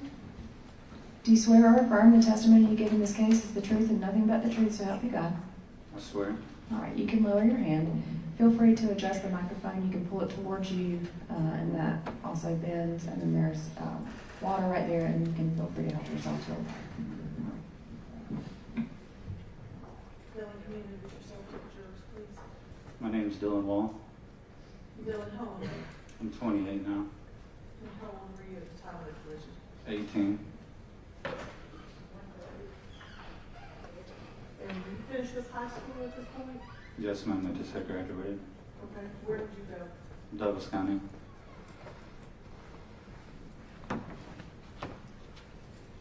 And how is it that you knew Ben and Kylie and Isabella? Well, Ben's a neighbor and a good friend for a long time. And I met Kylie and Isabella through friends, other friends. Okay. And you have any siblings? Yes, ma'am. I have 2 brothers. Okay. Older or younger? I'm the middle child, so Okay. older and younger. And how old is your oldest brother? I think 31. Sorry. Your mom's going to be disappointed. And how old is your younger brother? 26. And what's his name? Quentin Law. Now, how is it that you and Ben got together on September 26th, 2015? Well, I guess he was just at his house, and my truck was broke, and I called him because we were going to go to TJ's and to use his car. Now, had you and TJ made a plan to meet up? He called me randomly that night and went to hang out. All right, TJ called you. Yes. You in turn called them. Yes, ma'am. All right. Did you expect Kylie and Isabella? Isabella was already at my house whenever I got off work. Okay. Where were you working? Ace Hardware. I think she was already at my house. I can't really remember. Okay, but somehow they all ended up at your place? Yes, ma'am. All right. And did Ben come by himself? Yes, ma'am. All right. And then Isabella and Kylie, may have come together, may have come separately? They came separately. All right. And so the plan was to go to TJ's? Yes, ma'am. And what were you going to do? Just hang out. I mean, he's got lakes and stuff, but we were just going to hang out. Did you do that often? Yes, ma'am. All right. So everybody gets together at your place? Yes, ma'am. And then you leave in the same car? Yes, ma'am. All right. And it's whose car? Ben's. And who's driving? Ben. And where did you go? Went down I-20 to 27, and we were going to go to McDonald's, but then got in the right lane, and I just said go to TJ's because I didn't want him to make that turn. Okay, so, all right, you're going down the road, and you're supposed to go to McDonald's, which is on which direction? Right. That's on the right. Yes, ma'am. And Ben got in what lane? The left lane. Okay, he gets in the left lane, so that's not the way McDonald's. Yes, ma'am. All right. And so you told him just to keep on going? Yes, ma'am. How come? Because it was just a risky turn, because he was already in the left-hand lane. Okay. So you go to TJ's, now it was the four of you and who else? My brother, All right. And your brother was how old at this time? 16. So you get to TJ's and what do you do? Me and him go down to the basement, and he has a workout bench, and we worked out for about That's something you were doing at the time, or? big time. Yes, ma'am. Okay. And what was your brother doing? I'm not sure if he was down there with us or not. I think he might have been upstairs with the girls. What were the girls doing? They were just listening to music, Okay. What was TJ doing? working out with me What was Ben doing? up there with the girls. Okay. So they're listening to music, are you doing anything else? No, ma'am, we were probably only there for 10, 15 minutes. All right. Did you eat? Did you drink? Did you? No, ma'am. Okay. You said you're only there for 15 minutes-ish? Yes, ma'am, not long. Just long enough to work out and go back up there to take them to McDonald's. Okay, so you left because, The girls were hungry. all right. So who gets back in the car? Everyone but my little brother, because I told him it was already a packed car, so I told him to stay. We're coming right back, and he did, and he stayed with TJ. Okay, and who's driving? Me, Why? because Ben just got his license, and he's not supposed to be driving at night. Okay. How long have you had your license? The day I turned 16.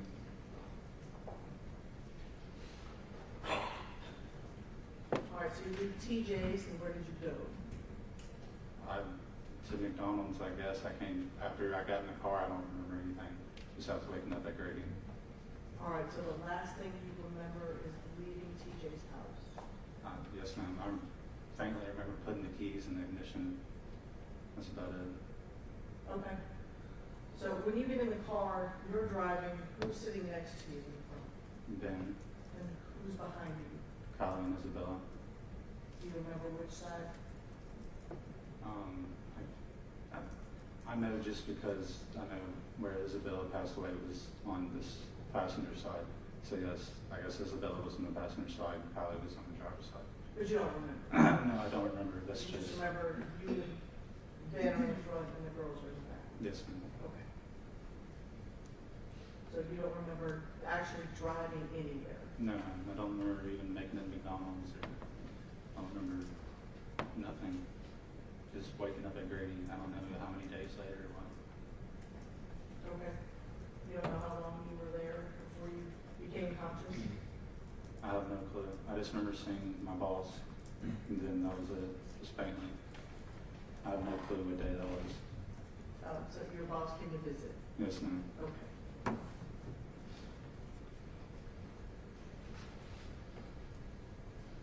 Now, do you remember having any alcohol at TJ's? No, ma'am. Okay. You gave me kind of a funny look. Why is that? Because there's definitely no alcohol. All right. Was the plan to be drinking that evening? No, ma'am. Was that, let me take that out. Did you plan to be drinking that evening? No, ma'am. Would it be possible that maybe some of the other folks that you were with might have wanted to drink that night? Yes, ma'am. And why were you not drinking? Because I was on a workout plan. I was trying to gain weight. And not from alcoholic habits? No.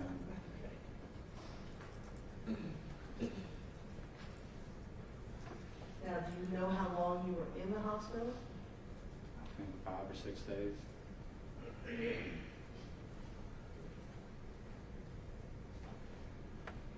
what injuries did you receive?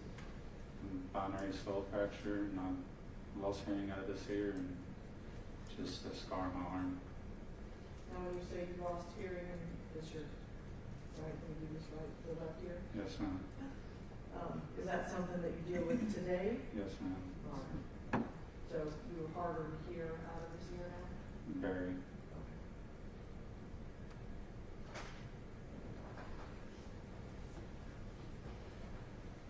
So I assume then you don't remember being transported, you don't remember being in an ambulance or anything? No, ma'am. Talking to people at the scene? No, ma'am. Go ahead, Coach. Yes, ma'am. I'm gonna show you what's been marked to state 7 and 8. Do you recognize the person in the screen? Yes, ma'am, it's me. And these photographs were taken with it. I agree. Remember this time we were tender state 7 and 8? You got that from me, okay? All right, 7 and 8 are admitted. Thank you.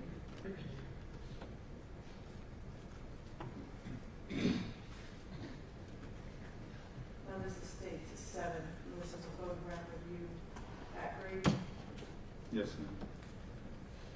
Do you remember this photograph being taken? No, ma'am. It states 8.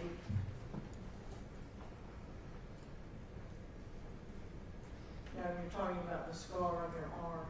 There's a bandage there. Is that what you were speaking about? Yes, ma'am. Okay. Is that something that you still have today? Yes, ma'am.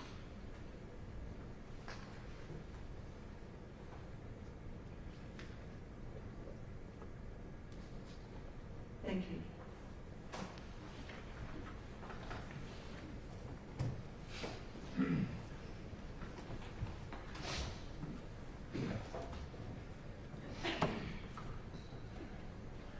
Good afternoon, Mr. Wall. A few questions for you. You mentioned today that you said you're 28 years old, is that correct? Yes, sir. What do you do for a living? Where do you work? I work for Country Financial as an insurance agent. Okay. And how long have you been employed there? For about 6 months. And we're going to take you back to, excuse me, 2015. We'll ask some questions about that day, September 26th, particularly. At the time, where were you living? At my parents' house in Douglasville. Okay, where was that in Douglas? 1390 North Flat Rock Road, Douglasville. And you mentioned that you came out here to TJ's house. How often had you been to TJ's house? A good amount. Okay. Had you driven to TJ's house? Yes, sir. Okay. Had you ever driven Mr. Pinkin's car before?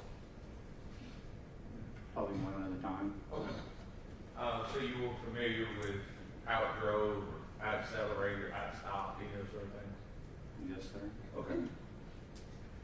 Was there anything, prior to the collision, was there anything wrong with the car? Did it not perform properly, or?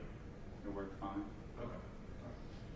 Now, you mentioned about having Mr. Pinkin having a certain license.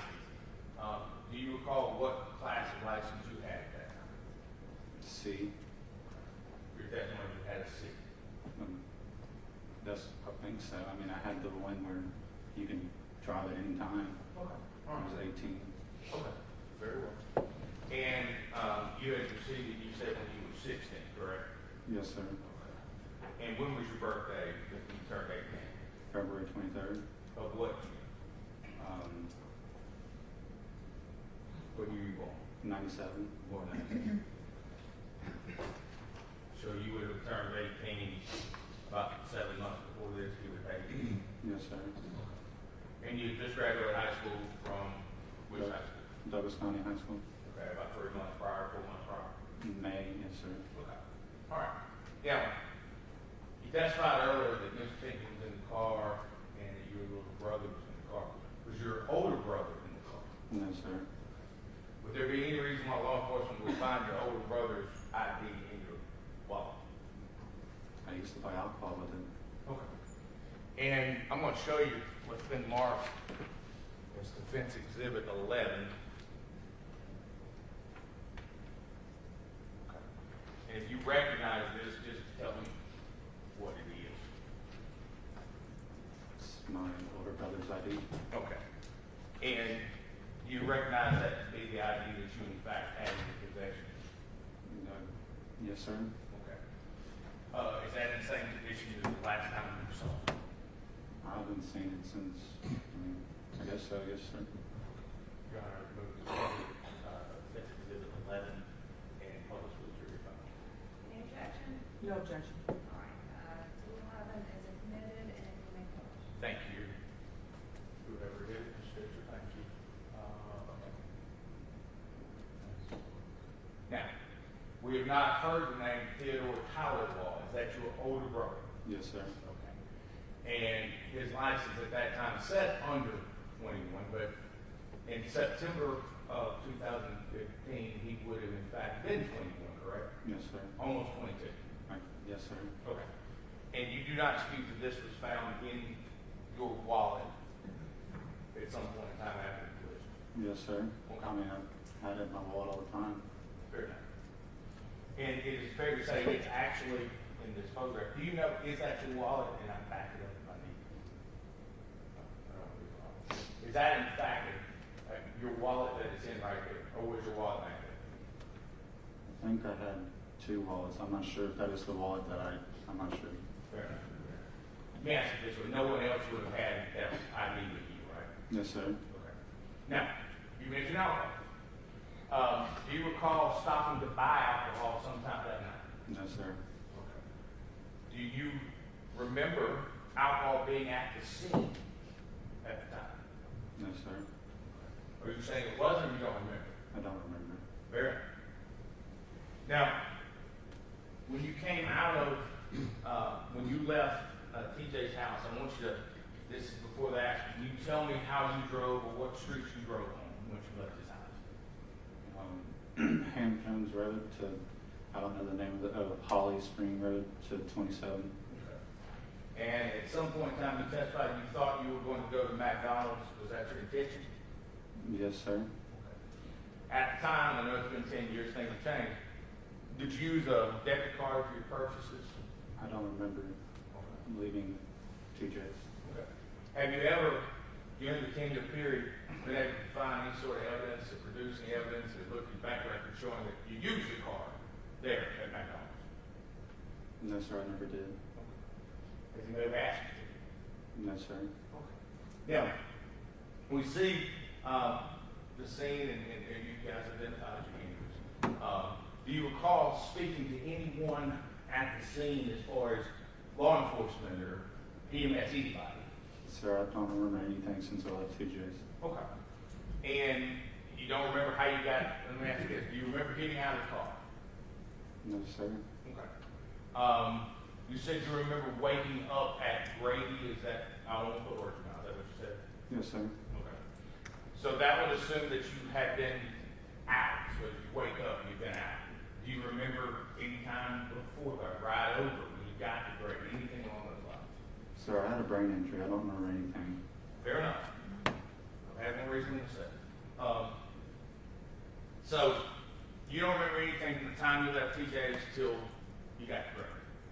Yes, sir. Okay.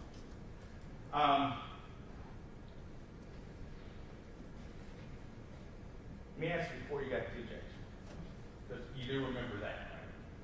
Yes, sir. Okay. Was there any stops that you made? And so tell me, was there any stops between, and your house and TJ's house, how far apart are they? Where are they back in your first 30 minutes, 35 minutes. No, okay, your house and Ben Pinkin, I apologize. How far?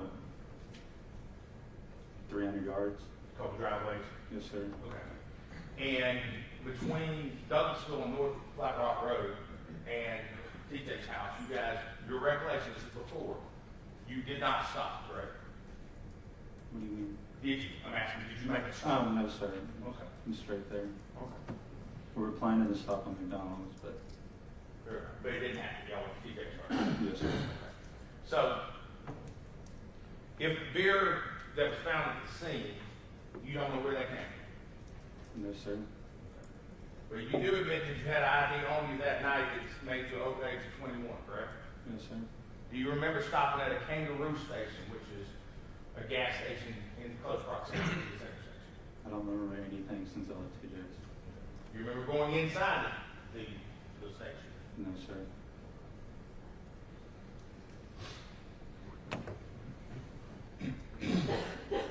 And when you were approaching, and you probably don't know, but I'm going to ask you, do you recall moments, seconds before the accident? Do you remember anything at all? No, sir, not at all. I will ask you, since you said you had driven that car before, do you remember that being a souped-up car, a sports car? You remember? Yes, no, sir. Okay. And you remember what make and model it was? It's a Nissan something, I'm not sure. Okay. Was it brand new? Was it older? Was it used? Older, used, but not too old. I'm not sure what year.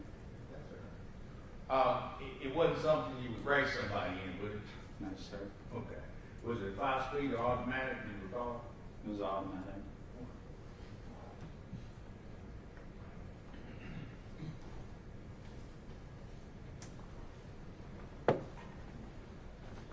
And I know you testified just a little while ago that was you at Grady. You know who took those pictures? No, sir. You know, okay. But you identified that's you. Yes, sir.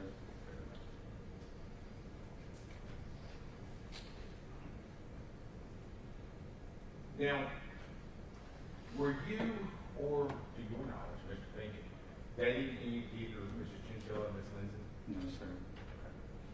How long had you known them? For a year. Okay. So you were 18 and you'd known them a year, so they were a couple of years younger than you already, correct? They were 16 and 17? Yes, sir. Okay. So you'd known them since they were 15 and 16, is that fair? Yes, sir. At some point in time, did you attend high school with them? No, sir. Did you ever go to South Holland High School? Oh, yes, sir. Okay. When did you go to South Holland High School? My freshman year, so I'm not sure what year that is. Fair enough, your freshman year. Okay. And then you finished at Douglas County for the next 3 years? Yes, sir. All right. Now, did you know these girls from your time at South Holland? No, they're friends. How did you meet them, or where did you meet them? Let's ask both. Where and when? Did you remember? I think one of my friends dated Kylie, and he came over, and then they just hung out at my parents' house. We have a pool and swimming. Okay.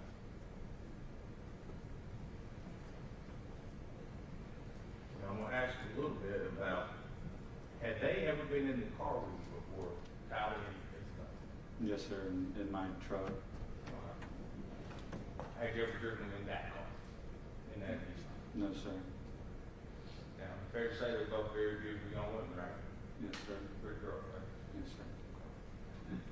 And so, it's Saturday night, right? When this happened? Late at night? Yes, sir. And you mentioned that it was getting near time before Benny couldn't drive. You know what time that would have been? I thought it was when it gets dark. Okay. So he had driven out there. Was it dark when y'all got out there? I mean, it was getting dark. Dustin. And so you decided you're going to drive back. Any reason why, other than just his inability to drive legally at that time? Is that the reason you decided that you drive? I just felt safer driving. Fair. So at some point in time, did you guys have a plan that you were going to stay there that night, or you were going to go home? What was the plan, if you remember? I don't think we really had a plan. I don't think we were going to stay. Okay. Had you stayed there before? Yes, sir, but not with, there's not enough room to sleep for everybody. Now, had you consumed alcohol at Mr. Sylvie's house prior to September 26, 2015? Probably once or twice. And do you recall if your intention was to consume alcohol that night, September 26, 2015, into the morning of September 27th? No, sir, I was on a workout plan. I was trying to get bigger. were you going, other than just for looks alone, did you have a plan? Did you join the military? Any reason why you were working out? I was just really skinny. Okay. Fortunately, that's a problem I've never had. But you were just trying to get bigger. Is that fair? Yes, sir. All right. And you mentioned that you were downstairs lifting weights. Do you know if anyone ever videoed or took photographs of y'all at the house prior to that? Before that day? That night. Did anybody video? No, sir. Oftentimes guys are bench pressing to prove that they want to take pictures or video. Did you do that? No, sir. Okay.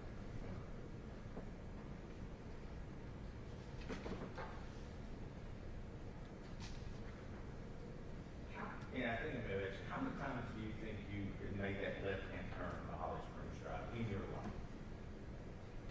I couldn't tell you. I mean, I've done it plenty of, I guess, 10 times. Okay. I just want to say more than 10, less than 20, is that fair? Something like that. I really can. And for the jury's edification, can you recall at the time that intersection, was it on a hill, was it flat, was it in a valley, was it in a curve? Tell us what kind of intersection.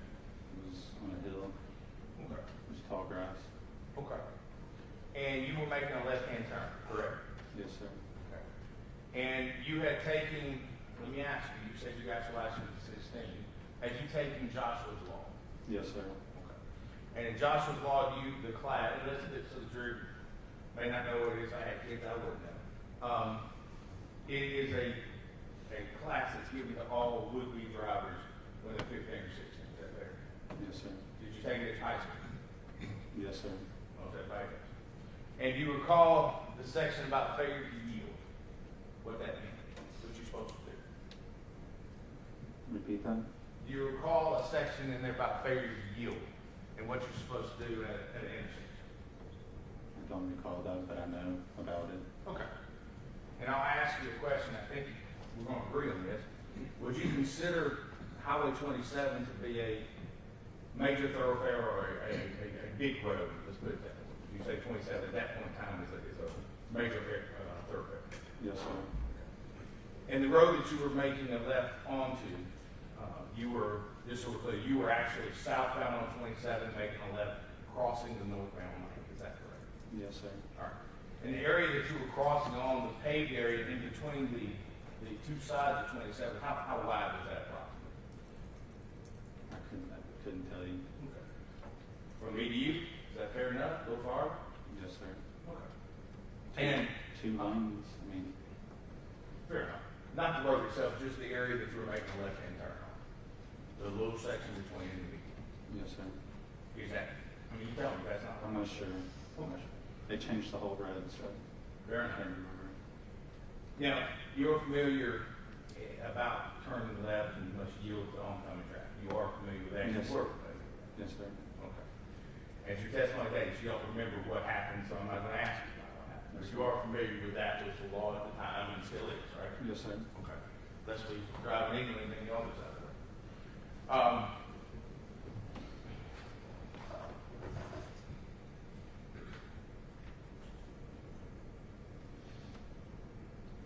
I did want to ask,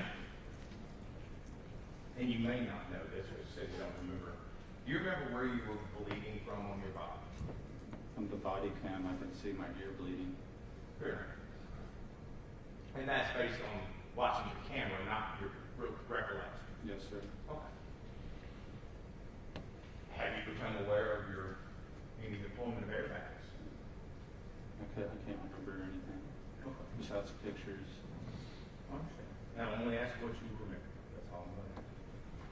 Do you remember, and I probably know your answer if I'm asking you, do you remember riding in the ambulance or meeting the EMTs at the scene, anything like that? No, sir.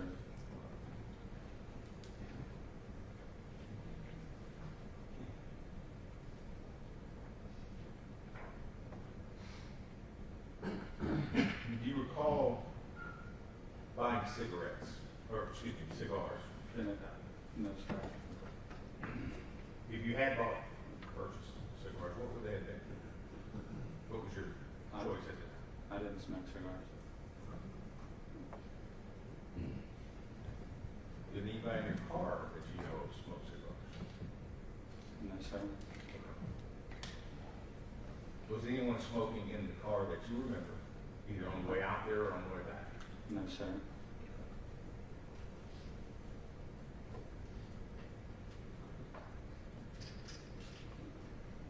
This time, Ms. Wall, that's all I have. Thank you. Any redirect? Any objection to this witness being excused?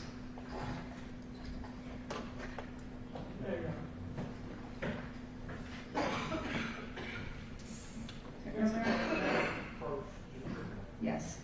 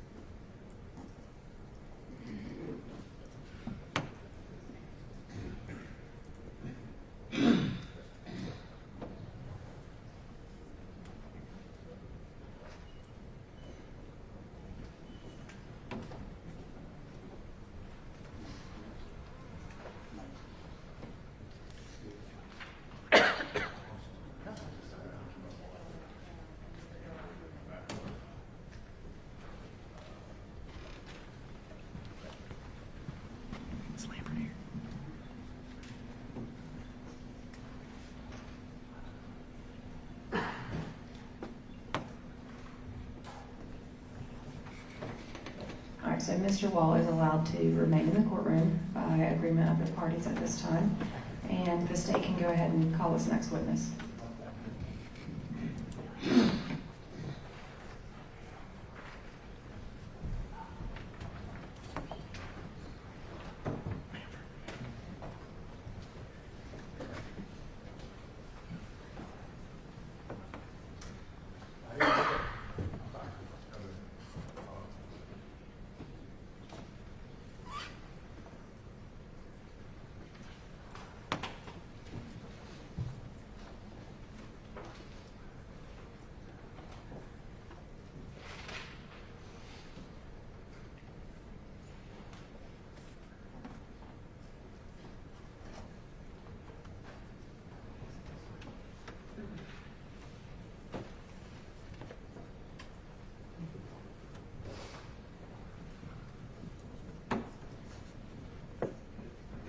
Can the parties please approach?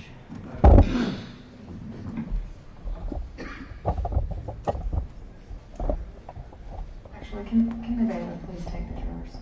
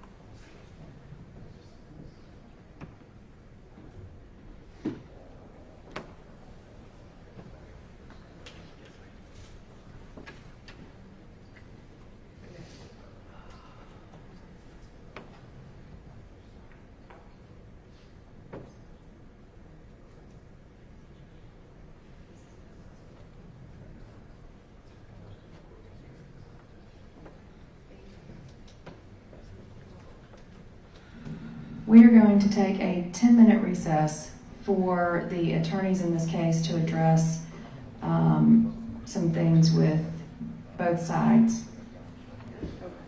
This is my last warning regarding cell phone usage from this courtroom. The next time I am banning cell phones from the courtroom, and you will have to leave them in your cars to come into this courtroom. We'll be on a 10-minute recess. If everybody on this side follow me to courtroom B, please. The door should be open.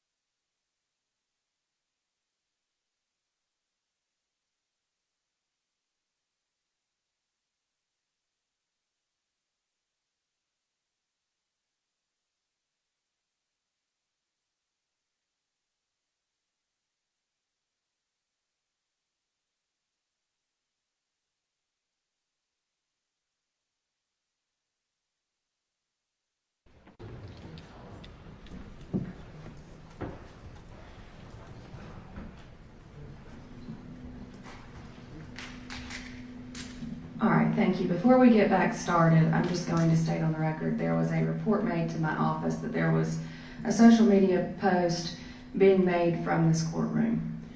It took a long time for everybody to get here, and no one, I don't think any party or anybody in this courtroom, including the judicial system, ever wanted anything to take this long. My job is to make sure that there is a fair trial to both sides and that everyone follows the rules and the verbal directions from the court, including no cell phone usage in this courtroom. If it happens again, I will hold you in contempt. And then all cell phones will be banned in this courtroom, and you will have to be subject to the security wand to make sure that you are not bringing your cell phone in this courtroom. That is my last warning. Are y'all ready to proceed? Yes.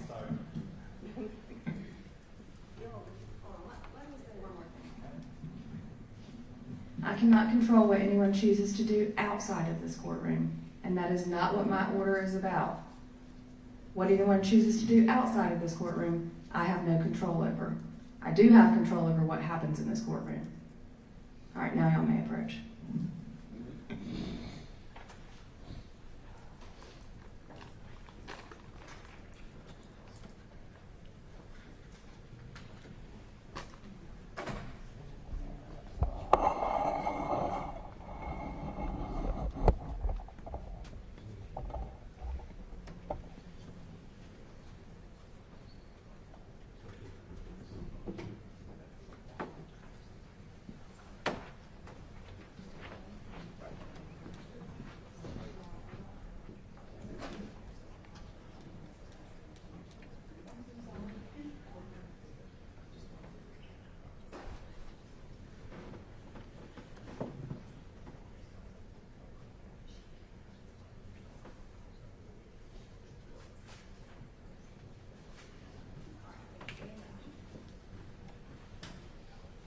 All right, the state can call its next witness. Yes, we should. You can bring the jury in. And then you can call your next witness. We're going to call Josh Lambert, Your Honor. Okay.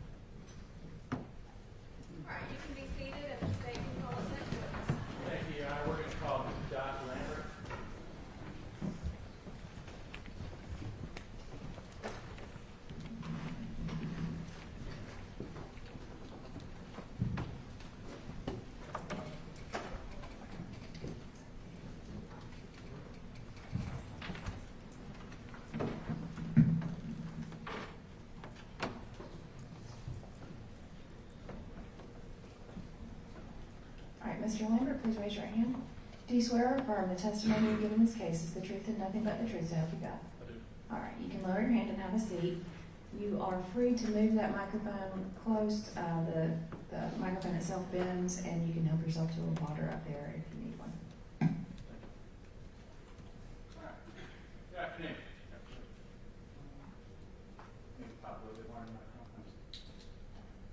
How about that? Do that. Mr. Lambert, how are you this afternoon? Pretty good. Very good. What are you currently doing? I'm a student at West Georgia. Okay, what do you study? I'm getting a bachelor's in information security. What were you doing in 2015? I was working for the city of Bremen as a peace officer. Okay, so you're a police officer. Yes. How long have you worked for Bremen? I worked for Bremen for a little under 4 years. Okay, when did you leave the police department? I want to say it was February of 2018, 17 or 18, one of those. Did you leave to go do another job in law enforcement or do something else? No, I got out and I started the project managing position for a steel company. Okay, and how long did you do that? I think total, I worked there for 2 times, so total was about 2 years. Okay. And then just to think now you're a student? Yeah, law enforcement, Carroll, and now student full time. Okay, so you actually project manager, law enforcement, Carroll? Yes. Okay. Mm-hmm. All right. Back in 2015, with second first job in law enforcement? I did Coast Guard law enforcement before that, but it was my first mandated position. 2015, you post certified? Yes. And then you said you've been in the Coast Guard? Correct. And you did law enforcement then as well? Correct. So probably maybe 7, 8 years you've been in law enforcement total? Roughly. I'm going to direct you specifically to September 16th, September 26th, 2015. Are you on duty that day? I believe so. Okay. And what were you doing? Working for the city of Bremen. Okay. But just what type of job? You run traffic? Yeah, I was sitting underneath I-20, running traffic. I mean, patrol vehicle? I was. All right. You in uniform? Yes. All right. Was it just you on the bridge? No, it was Officer Wagner as well. Oh. And who was he working for? City of Bremen. Were you two separate vehicles? Yes. All right. When you're running traffic, just generally speaking, what were you doing? Anything from PC stops to run laser, just suspicious vehicles at that time. Okay.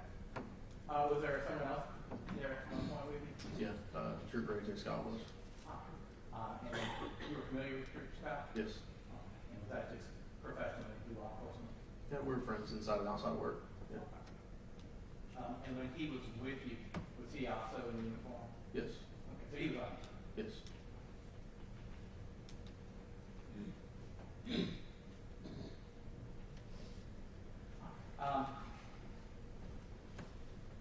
When he was with you, did he ask a favor of you?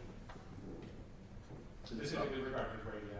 I don't know. I don't remember exactly the details of it, but I did end up with his radio in my patrol car. Okay. And you recall why you had his radio? GSP didn't have radio chargers, and his radio was about dead. And most of their communication was done via cell phones anyways. So fair that you had a radio charger? Yes, my patrol car had one. All right. So you have his radio in your car? Mm-hmm. And this, you say, radio, personal radio? Yes. Yeah. And at some point, did he leave? Yes. Do you recall what caused him to leave? There was a call in Douglas County. I want to say it was related to a chase or something similar. GSP worked all the accidents in Douglas County. Okay. And you remained from the bridge? I did. Okay. At some point, did you become aware that you might be headed back your way? Yes, I believe we had a phone call about it. Do you recall how long it was? From the time. Leaving and No, not exactly. I mean, less than a couple hours, but. Okay. But more than. However long it takes to drive to Douglas County and work a wreck or whatever he did and come back. Okay. Did he ever make it back under the bridge? No. Okay. What? You're not. Best recollection is I heard a call come out of the radio saying that he was involved in a vehicle accident, which was just down from my location. If it was all flat ground, you'd be able to see it, but due to the terrain, you're not able to see where it happened at. All right. And so you're sitting on the 20, roughly east-west. And the accident that you were aware, was it north or south? It would have been south of my location. So heading towards Carolina. Correct. And so you responded? Yeah, I did. Yeah. Sure. How long did it take you to get there? Less than 30 seconds. Now, you said you were in uniform earlier. Did that include a body cam? He did. Okay. And just explain to us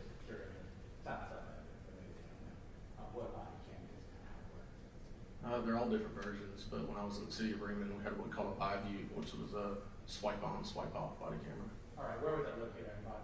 I believe it was on center area somewhere. All right, you just stand up, you just kind of said where it was in. It would have been in this location. Okay. Is that something you had to turn on for it to start recording? It was. Yeah. And was that something that you turned on when you approached the collision? I don't remember when I turned it on, but I do know it was activated when I was out there. Maybe that question. Was that recording when you went to the collision? Yes. Okay. Your Honor, I think it's exhibit behind the counter state exhibit 9. That's the body cam. Officer Lambert was wearing at the time. So speak your way there, we're going to go. All right, so, exhibit 9 is. Admitted.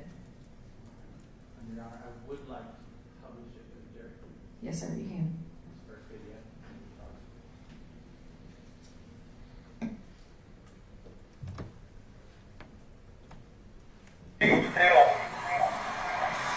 She's still breathing. Still breathing. Get that guy right there. I believe you up here quick. I'm on my way. I'm on my way. Just get him out here 10-18. Take your foot off the gas, man. They need some information to relay to them while they are on the way.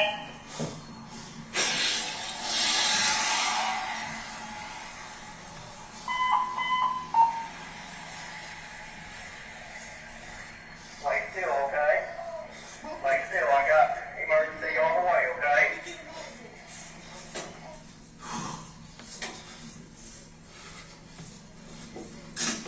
At BT, South 520, about 23.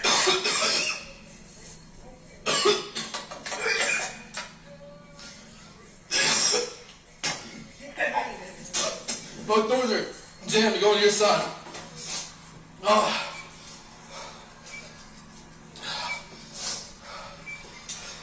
Can you move?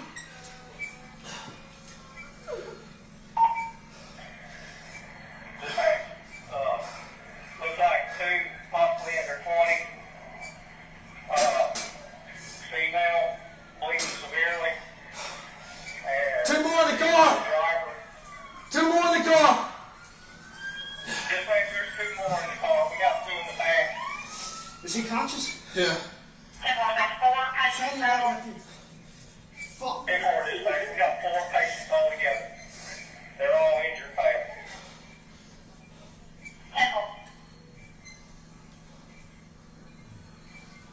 Fuck with dispatch, let me 23. 10-4, just FYI, Carroll County units are already en route. Sit still, man. Sit still. 04 dispatch, I'm en route. There's that one. Hey!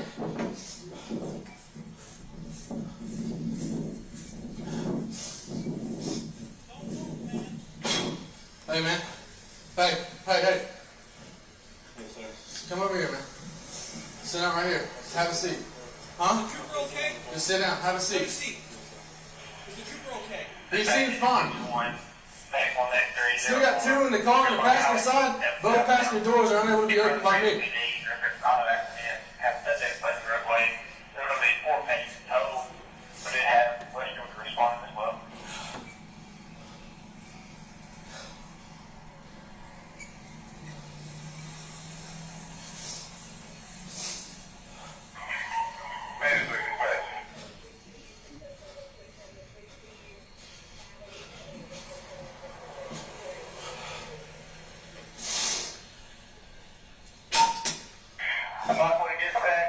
I got a female, You alright? trapped in the back seat, non-responsive. I don't know, man. Breathing, but non-responsive.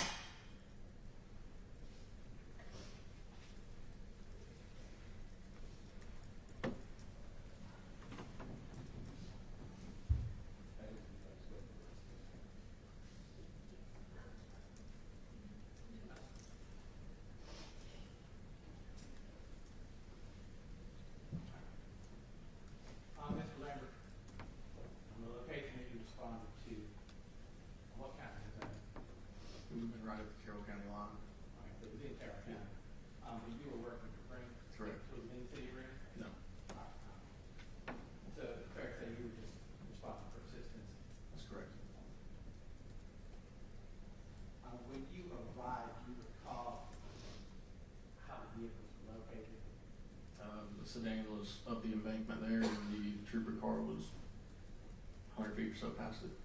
All right, and the sedan you're referring to, is that the one that we see in the video you going up to? That's correct. All right. How would you describe the sedan, the condition of it when you first arrived?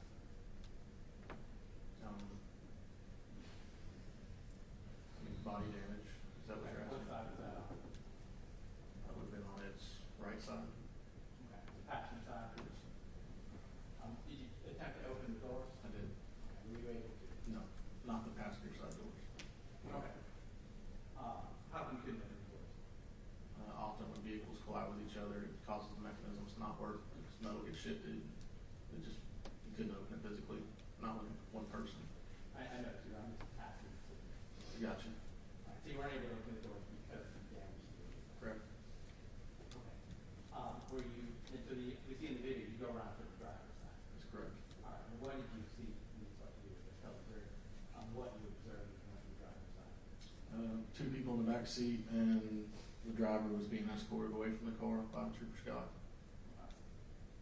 So when you first got there, was the driver in the vehicle? Yes. He was the one that was accelerating.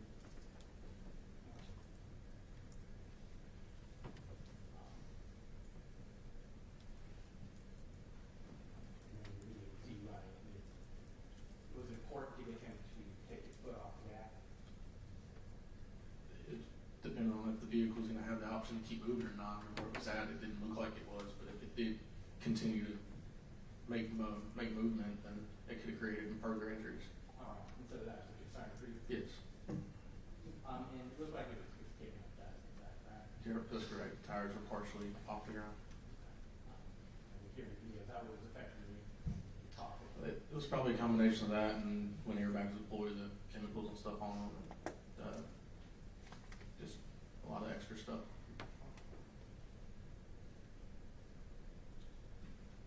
And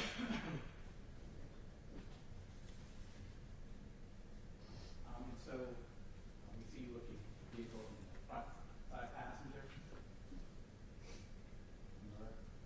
Okay. How would you describe his condition? The front passenger, he had a head injury. He was kind of in and out. Did he appear to still be conscious? It was in and out, yeah. What about the back? One was not moving, and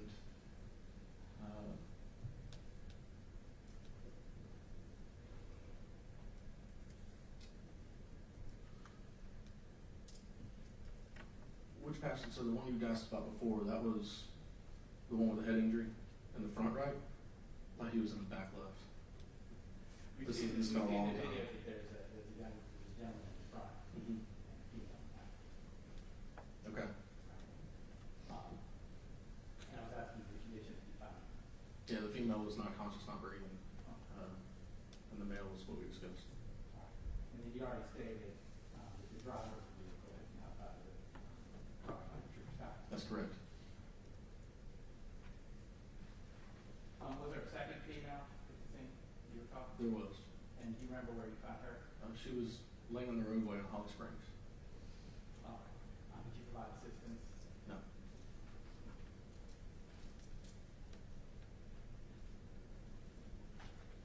All right. And did you have an opportunity to speak with Trooper Scott at the scene? Yes. And how would you describe the condition you found him? Physically, he was okay. Okay. Did he ask anything of you at the scene? Yes, to take his laptop, put it in my car, secured. Was that something you did? Yes. All right. Later on, do you recall what happened to you? I was told by, I don't remember who told me, but that Joseph Alexander, who was my sergeant at the time, took it out of my car and provided it to GSB or whoever he gave it to.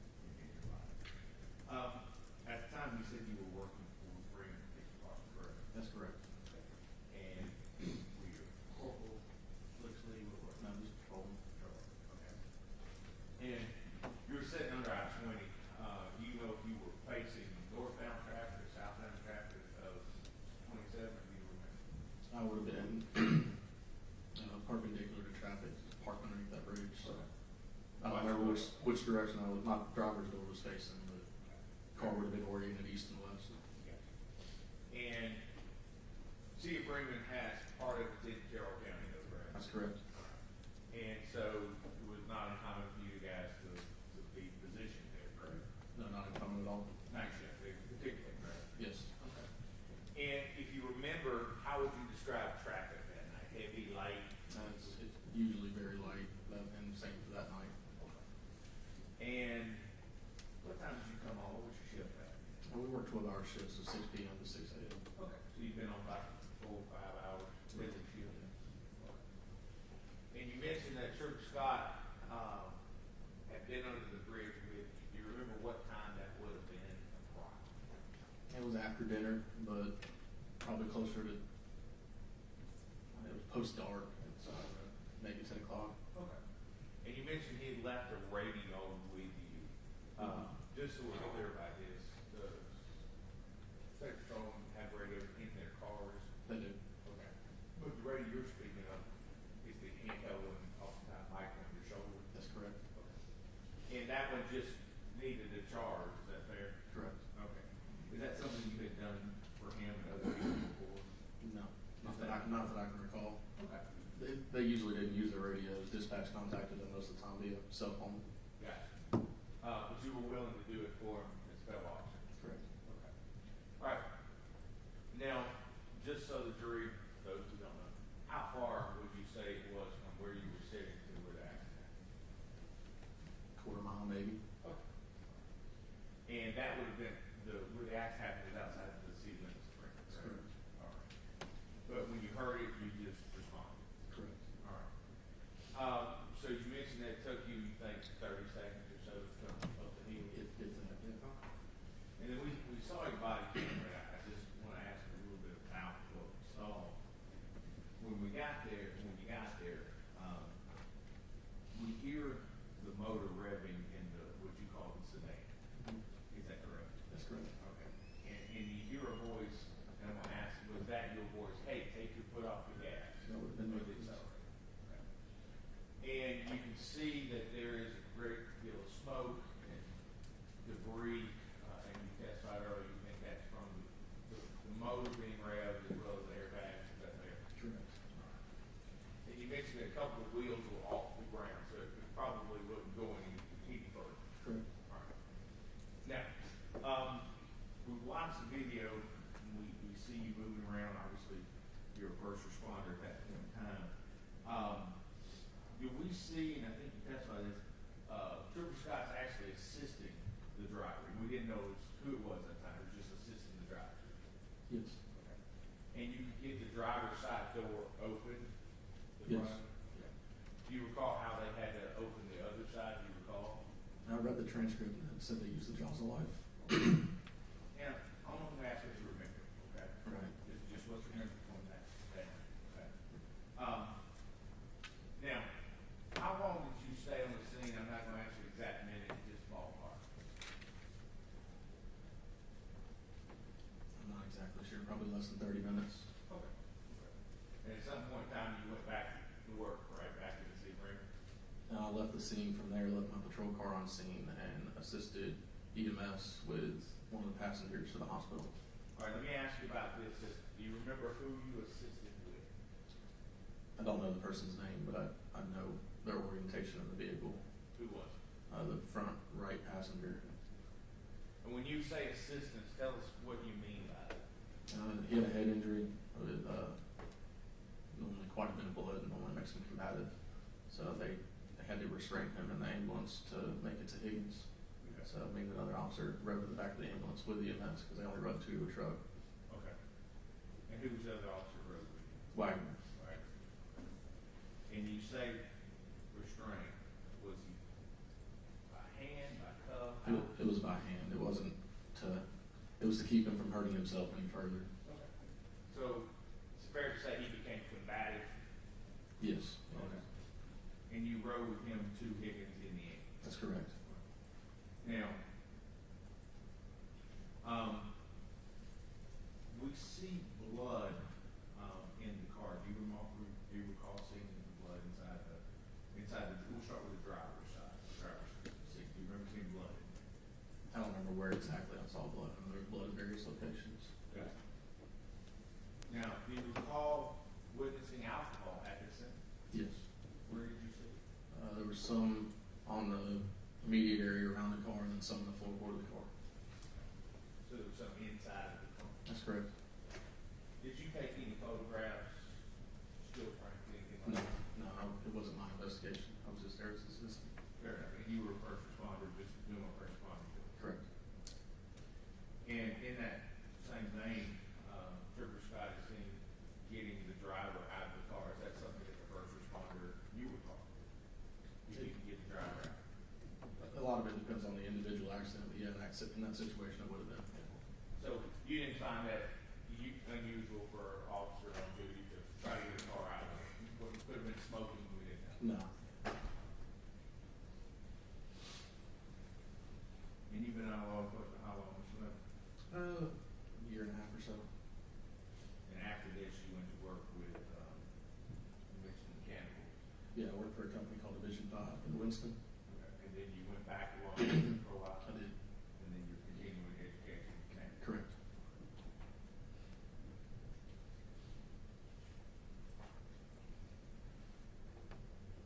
And just so we're clear, when Mr. Scott was under the bridge with you, Trooper Scott was under the bridge, and he decided to leave, he left because he got a call or advice that there was something going on, and he could go check out? Yes.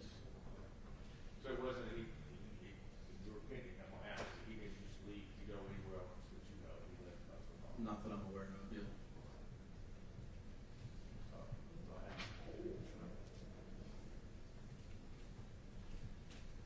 May I redirect? Thank you, Mr. Lambert, the front passenger that you escorted, did he seem in control of his facility? He didn't seem like he was aware of his surroundings at the time. Was your impression at the time around like he was just been in a high-speed collision? More than likely due to the head injury, yeah. Thank you. Nothing further. Any objection to this witness being excused? No. No, Your Honor. All right, and any objection if he remains in the courtroom? Okay. No, Your Honor. Thank you, Mr. Lambert. You may be excused, and you're welcome to stay if you would like. The state can call its next witness. State calls, couple of those guys in.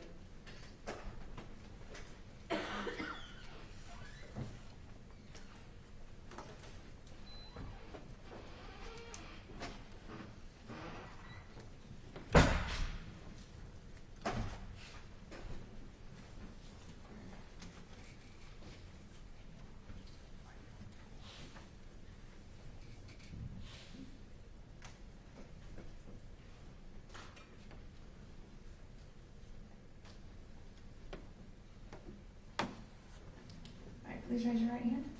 Do you swear or affirm the testimony you give is the truth and nothing but the truth, so help you God? All right, thank you. You can lower your hand and have a seat, and you can arrange the microphone so that it's comfortable while you're testifying, and then you may have one of those videos if you would like it.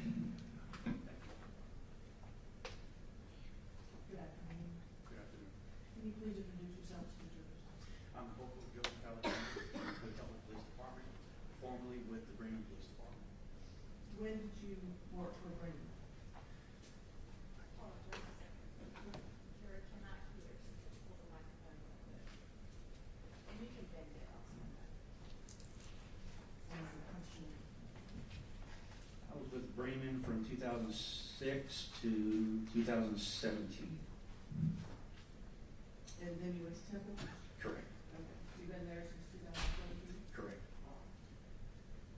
And I apologize, your current rank is? Corporal? And back in 2015, what were you at Greenwood? I was a sergeant.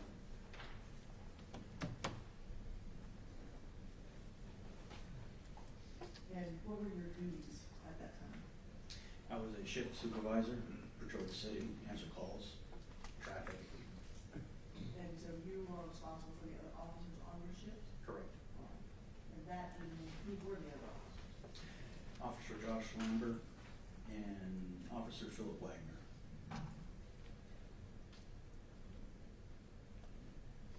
And so how is it that you came to the scene of this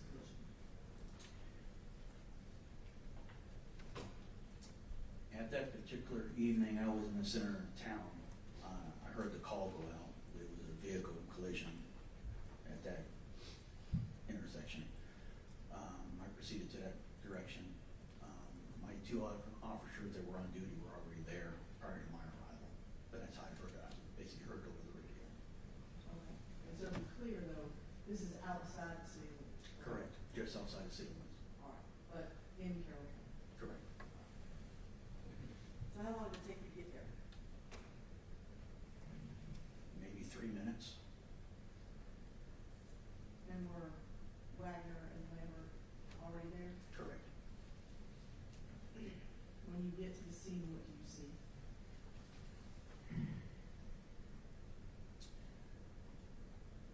A lot of confusion, just a lot of things happening.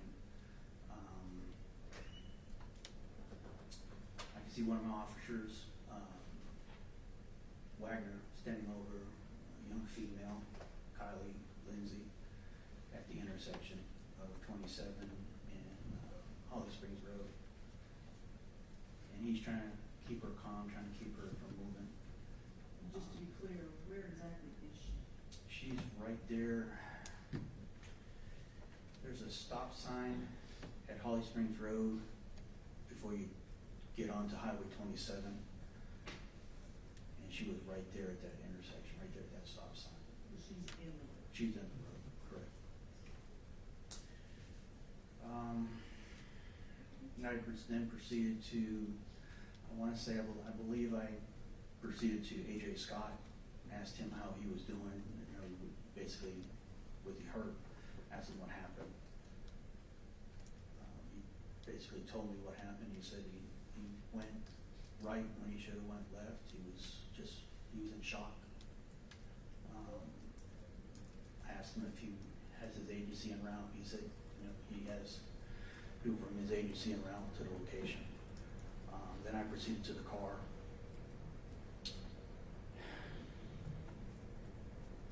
I'm sorry. It still bothers me 10 years later.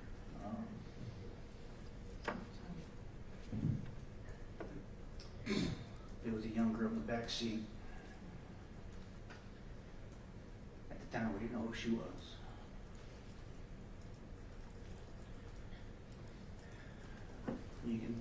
She was unresponsive. I tried talking to her.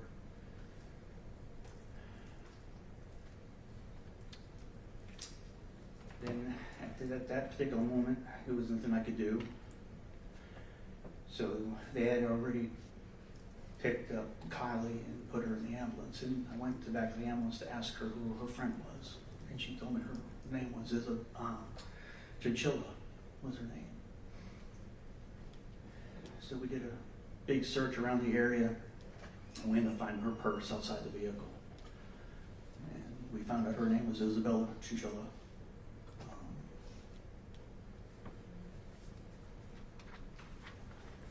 That was pretty much it. Did you have contact with a young man? I think briefly, I think I told him to sit down because he was wandering. I think he was in shock. There was two gentlemen walking around the car. I think I told him to sit down. Asked him. I can't really remember him. It's been so long ago.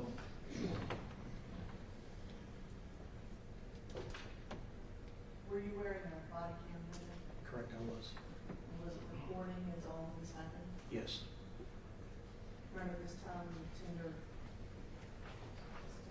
10? Tender takes 10.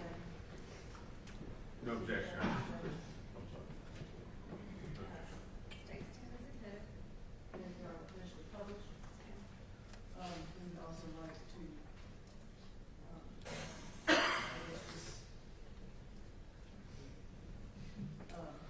state for the record, as we previously discussed with defense counsel, that some of the video has been redacted to remove some more, I guess, gruesome portions.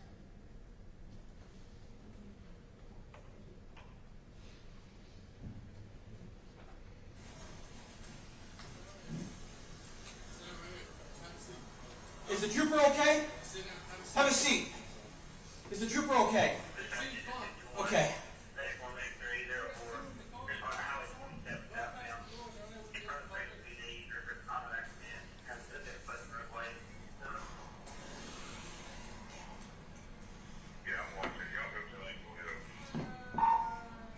dispatch. I got a female, 20 years of age, entrapped in the back seat, non-responsive, is breathing but not responsive. I have another 20-year-old female in the roadway at Harley Springs Drive and Highway 27. She is not responsive. She is breathing.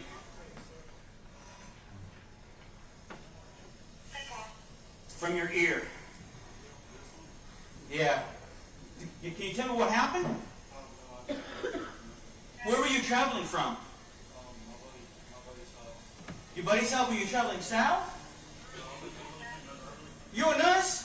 Yes.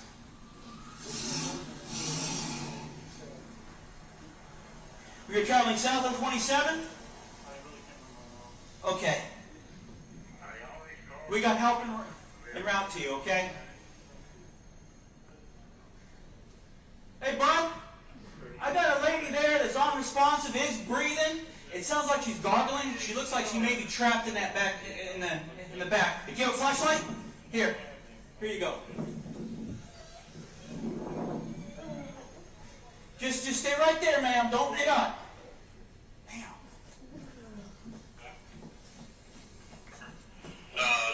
Troy's on the way getting this ambulance come down here. 540 dispatch. We're going to have 4 victims total. I have 2 males that are conscious and alert and is speaking. I have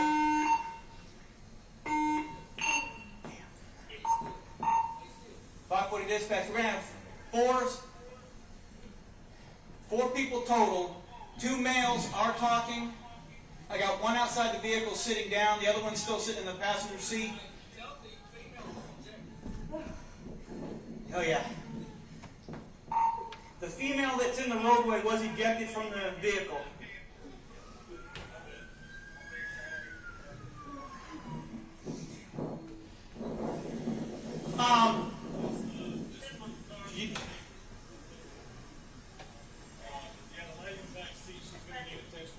Yes, that's why I called you on for her. She's not doing good.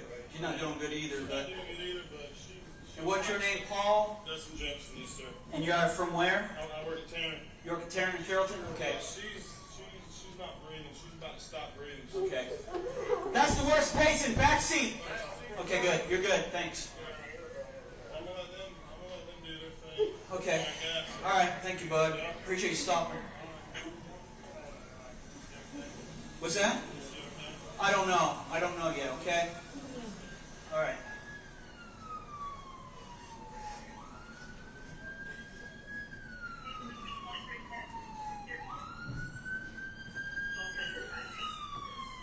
What happened, brother? What happened, man? Get her out.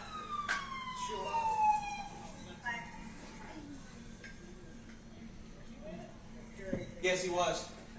AJ, do you have somebody else coming? Your supervisor's coming? Okay. What happened, man? They pulled right out, making this left turn right there. You didn't see him? I saw him. I tried to. I went right when I should have went down left. Because they were making that left. And they were right there in front of me. And I tried to go. Okay, you were traveling south and they pulled right in front of you? Yeah, they made that left turn and I was coming south from there. Okay. Did you have your license siren on? No, I wasn't. Okay. Oh, you weren't heading anywhere? Okay. All right.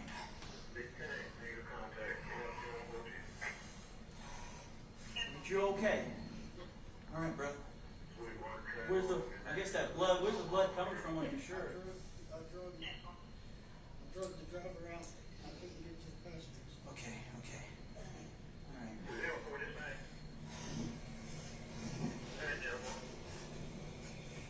Okay, go ahead and notify the phone, got 148, also notify 02 and 1196. Okay, for Lenny, Carroll County Porter, for help. Okay, for somebody to help you. Okay, well.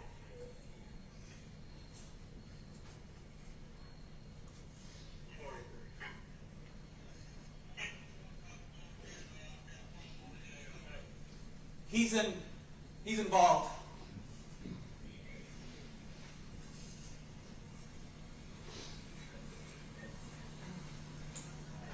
Yeah.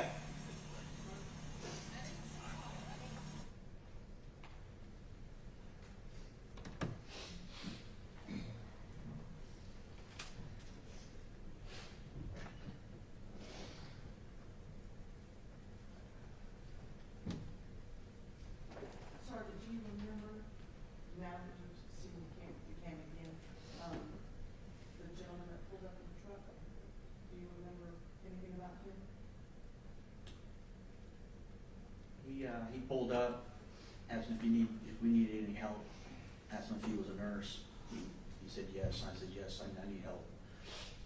We just happened to be driving by? Just happened to be driving by. Okay.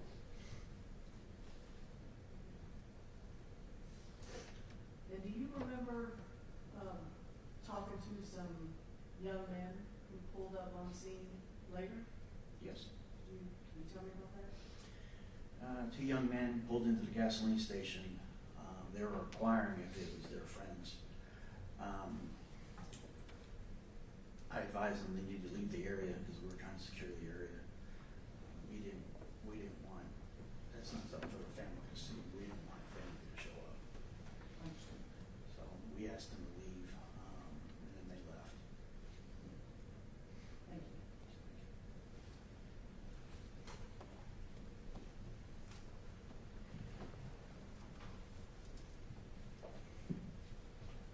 Good afternoon, Corporal Alexander. Justin, I'm going to ask a few questions. Back in 2015, how long have you been in law enforcement?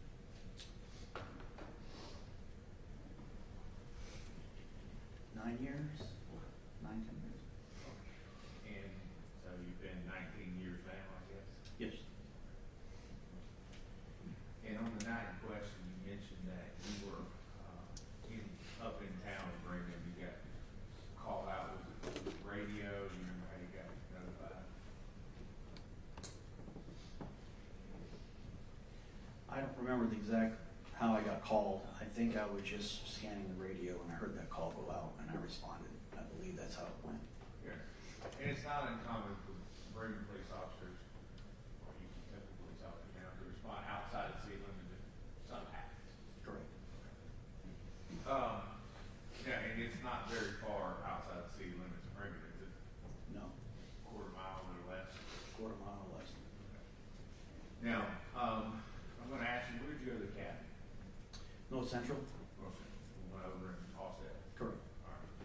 And while you were there, I'm going to ask you, did you ever take any field sobriety training, DUI training?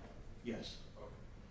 And back in 2015, you'd been 9 years with the police department of Raymond. Did you have any prior law enforcement prior to that? No. Okay. In the 9 years with Raymond, had you ever had a chance to investigate DUI cases? Correct. And so you were familiar with field sobriety, blood alcohol requests, and by consent, all of those things, correct? Yes.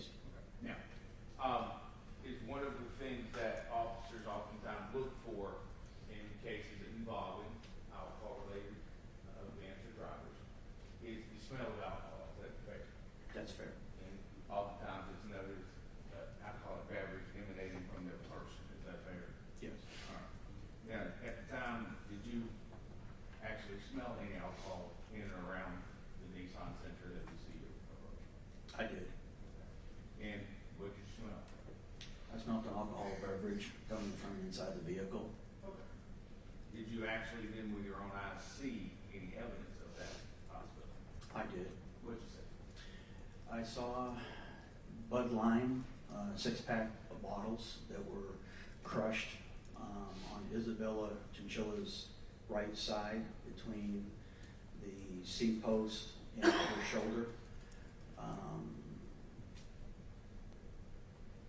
when you say crushed? They were broken. They were bottles. And they were crushed and that was in the back of the car? Correct.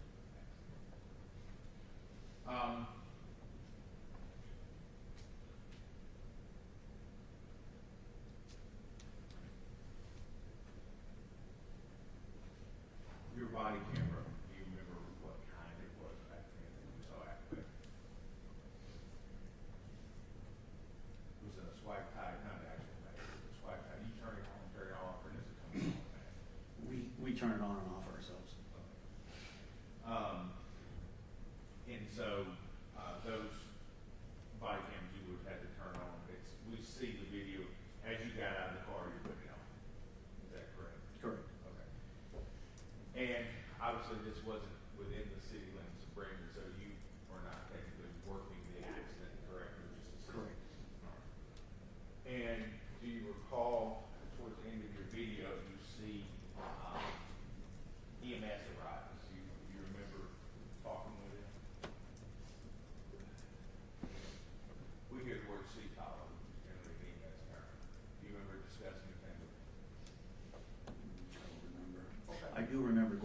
back of the ambulance. Sure. Which ambulance? It was an Ambucare ambulance, I believe. Who was it transporting? They were transporting Kylie, Lindsay. They were attending to her. I asked her a few questions, and she was responsive and answered the questions back to me. And then I left the ambulance. Okay. You recall what you asked? I asked her who her friend was in the back seat. And did she give me her name? Yes, she gave me her last name of Chinchilla. And then you testified earlier, I don't want to put words on it, that you found a wallet or purse or something. I found her purse. Okay, you put the two and two together with the name and the ID. Yes. Okay. And we see you're pretty close to Dylan Wall at one point in the video. Did you ever get face to face with him that you remember? I know it's been this. I don't remember. When we hear conversations or statements being made, and I don't know if you made them or not, you're telling him to sit down. Was that you or you and somebody else, or do you remember? It was me and another officer, Officer Lambert. Okay. And then how long do you think you were there that night on the scene, if you can answer?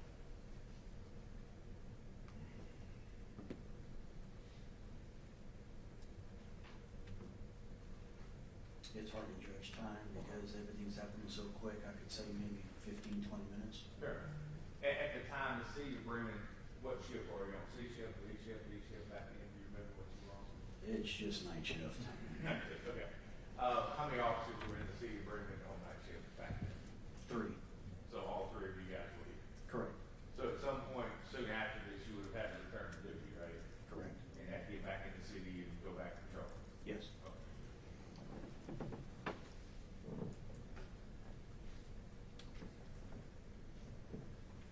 You know, ask in your, at that time, 9 years, and now a lot longer than that, I think. Have you ever worked accidents where alcohol has been present inside of vehicles? Yes. And as a result of that, have you ever issued citations for driving under the influence or less safe? Yes. And in this case, again, this wasn't your jurisdiction. Correct.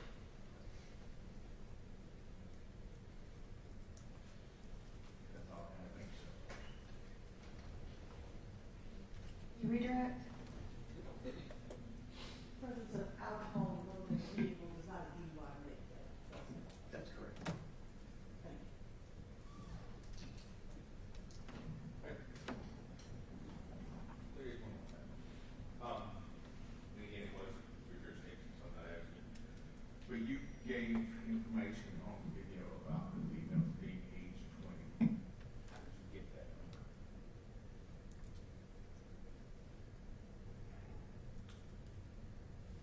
She looked a lot older than what she was. It was a shock to find what her actual age was. So it was a guess about how they It were. was the estimated age at the time. Do you know if anybody in that car was over the age of 21? I don't believe so. Anything further? No, Your Honor. No, Your Honor. All right, any objection to Corporal Alexander being excused? None from the state. None from the bench, Your Honor. All right, Corporal Alexander, you are excused. You may stay in the meantime. Thank you. Have a good day. State can call its next witness. Yes.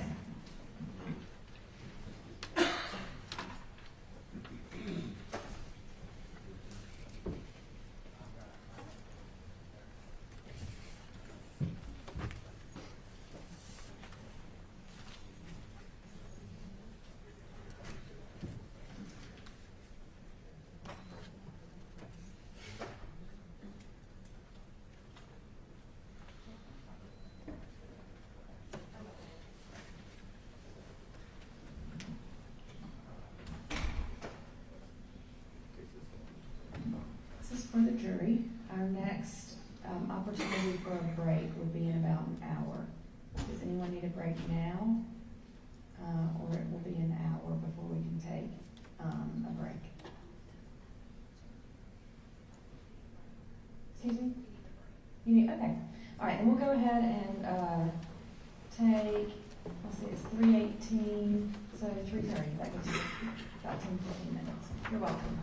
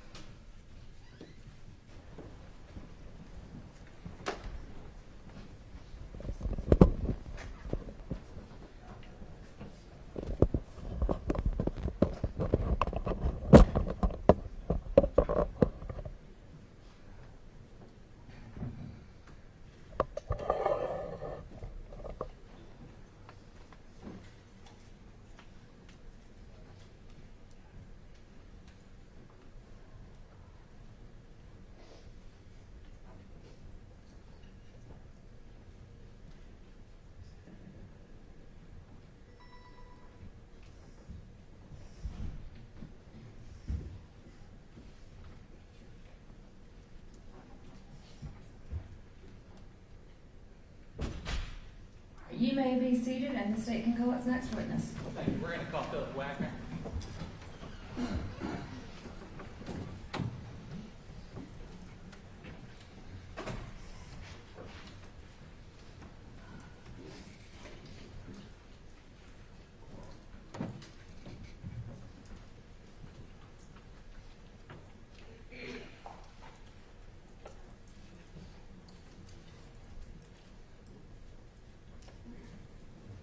Sergeant Wagner, raise your right hand. Do you swear or affirm that the testimony you give in this case is the truth and nothing but the truth, so help you God? I do. All right, thank you. Be seated.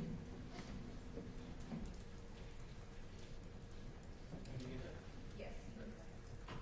Sergeant Wagner, can you tell me what you're wearing? You're law enforcement? I'm sorry, you'll have to speak up a little bit. Yeah, no problem. Yeah. You tell that you're law enforcement? Yes. All right, what are you currently doing? I am an SRO for Jones Elementary. All right, so SRO stands for? School Resource Officer. All right, and how long have you been in law enforcement? Almost 30 years. And school resource officers, is that through the Green Police Department? It is. How long have you been with Bremen? Is it the entire time? I've been with Bremen for almost 11 years. Okay. So back in 2015, obviously you worked with the Bremen Police. Yes. What were you doing then? I was a patrol officer. When did you become an SRO? Last year. Last school year. A little bit different. Mm-hmm. So in 2015, were you a sergeant? No. Okay. What were you doing?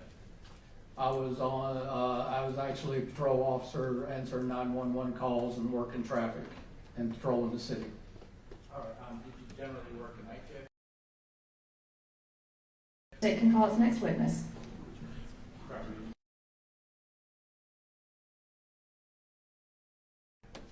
Say 11 to 12. Yes. Where were you stationed, or where were you located? I was located underneath the I-20 bridge. Were you in uniform? I was. All right. Were you in a marked patrol vehicle? I was. Was it just you? Me and Officer Lambert. He was also with the Green Police Department? Yes. Were you in separate vehicles? Yes, separate. Was there anyone there with you? We sat there alone for a little bit, and then Trooper Scott pulled up. All right. Were you familiar with Trooper Scott? I'm sorry? Were you familiar with him? Yes. How'd you know him? Just by passing at that time. Was it unusual for the Green Police Department to just hang out under the bridge? No, not unusual at all. And you said you were monitoring traffic? Yes. Do you remember what traffic was like that night? Probably about medium traffic. To you, what is medium traffic? The normal flow for I-20 at that time at night, being that we got a lot of restaurants and motels around the area. Just medium traffic. Traffic. Okay. How was the weather? Do you recall? Yes. Okay. What was the weather like? I think it was a clear night. Now you said that Trooper Scott was with you? At one point, he was sitting under the bridge with us. All right. And did y'all talk or chat anything? He talked to Officer Lambert. Okay. And at some point, did he leave? Yes. Do you recall why he left? He responded to, I think, back up Carroll County. What was the next time you saw him? When I responded, I never actually saw him, but when we responded to the accident. Right. Okay. You saw him at the scene of the accident? Yes. How long a period of time was it between when you saw him leave and you saw him at the scene of the accident? I'd say probably 30, 40 minutes, maybe an hour. And what caused you to respond to the scene? We heard Trooper Scott ask for, or come on there and say that he was involved in a 1050, which means accident. That was over your radio? It was not on our radio, it was on his portable radio. Okay. And where was his radio located? He had left his radio with Lambert to charge, Officer Lambert. Okay. And how far away was the scene of the accident? From where you were? Maybe quarter of a mile, maybe less. So it didn't take you long to get there? No.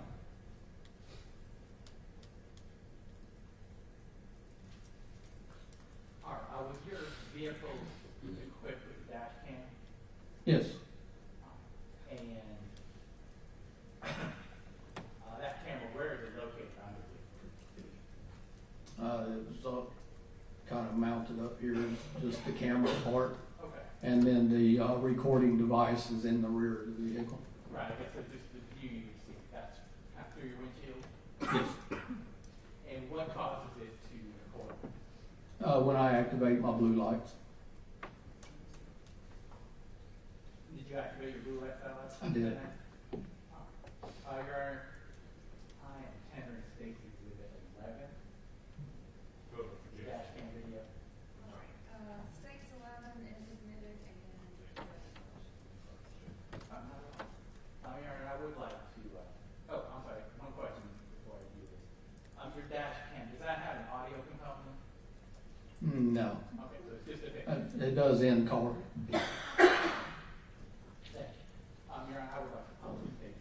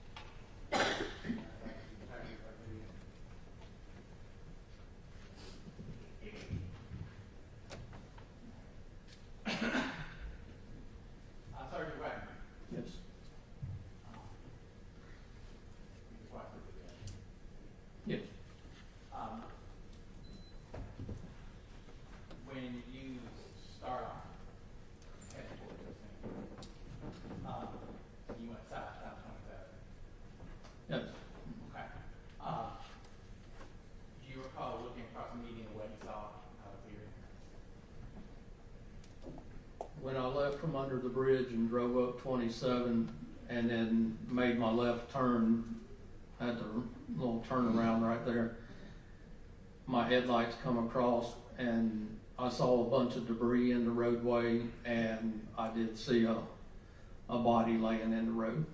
Okay. I mean, we saw that briefly. Did we see that briefly in the video?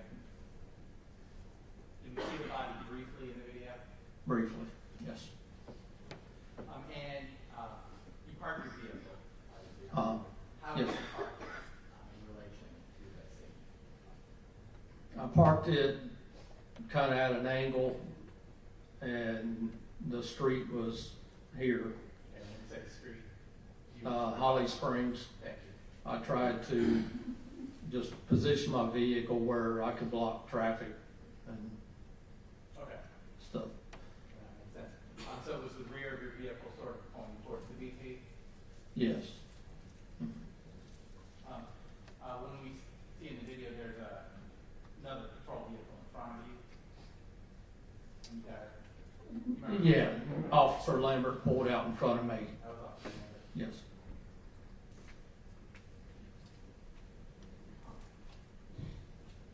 Now, after you parked the car, you get out. I did. How would you describe the scene you saw? I saw a vehicle up toward the wood line. And is that the same one we see in the video? Yes. Okay. And then Trooper Scott's vehicle was a little down from it on the right. And then, of course, she was over here on in the roadway. Okay, now you we got to get this taken out. You're using the right hand when you say she was over here. So you mean she was on the body that you saw in the right, to the right of your vehicle? Yes. So using the video that we just watched, that would have been on the right side. Yeah, the passenger side of my vehicle. Thank you. And after you got out of your vehicle, did you approach the vehicle you saw on the embankment? I'm sorry? The car up on top, did you go up to it? The car? No, I did not. Oh, well, what did you do? I exited my vehicle and come around in front of my vehicle and went straight to the girl that was laying in the roadway. At the time, did you know who that was? I did not. All right. Did you later learn her name? Did you later learn it was Kylie Lindsay? I believe it was Kylie. And while you were on the scene, what did you do? I rendered aid to her just about the whole time I was there. I got up one time or twice. I went back to my car. I think I went up to Sergeant Alexander and told him what we had. And then I went to the car and got my gloves and went back. Okay. And how long were you with Miss Lindsay at the scene? How long was I at the scene? With her? With her the whole time until medics arrived with her. All right. Was she taken in from the scene? Was she taken away by EMT? Yes, I'm pretty sure.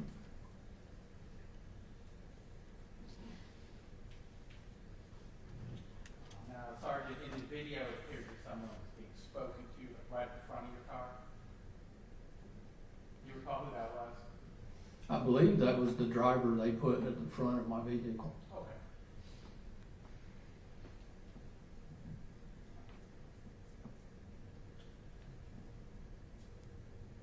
Years ago, did you still have a similar hair? Did you have a similar haircut? I did. Okay. And so when we see someone fall, we have probably.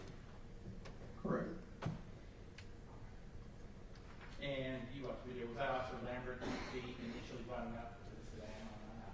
Officer Lambert was there too, yes.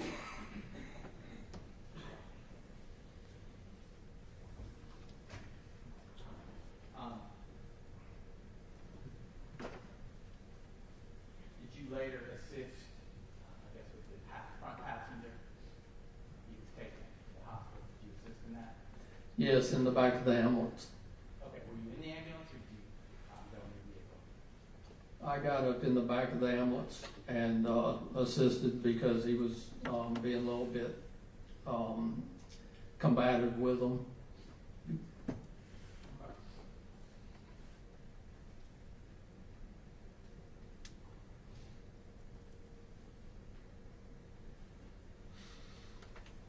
And just to make clear, this would have happened right outside your jurisdiction. Right there. The BP actually sits in our jurisdiction. Yeah. Did y'all handle the case? No. And who ultimately ended up handling the case? Georgia State Patrol took over on the case. Thank you.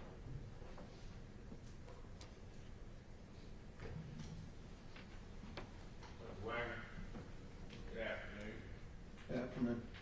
You mentioned that you're a school resource officer now at elementary school, is that right, at Jones Elementary? Yes. Is that a little bit easier beat than patrol at night?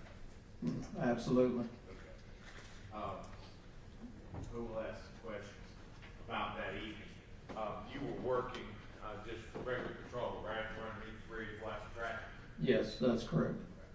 And that was a common thing for night shift to do and bring at the time, correct? Correct. Is it still a common thing? Yes. And in the city of Brigham at that time of night, there's going to be more traffic on 27, 920 than anywhere else in the city. Is that fair? That's fair to say. All right. We watched the dash cam video, and I'm going to ask you a question. There was a young lady that was in the video that had a pink shirt, blonde hair, and blue gloves on. Do you know who she was? I do not know who she was. Have you come to know who she was? No, I have not. Okay. During your years of policing, the many years you've been in it, have you ever worked an accident where you had to call life flight or helicopter to the scene? Yes.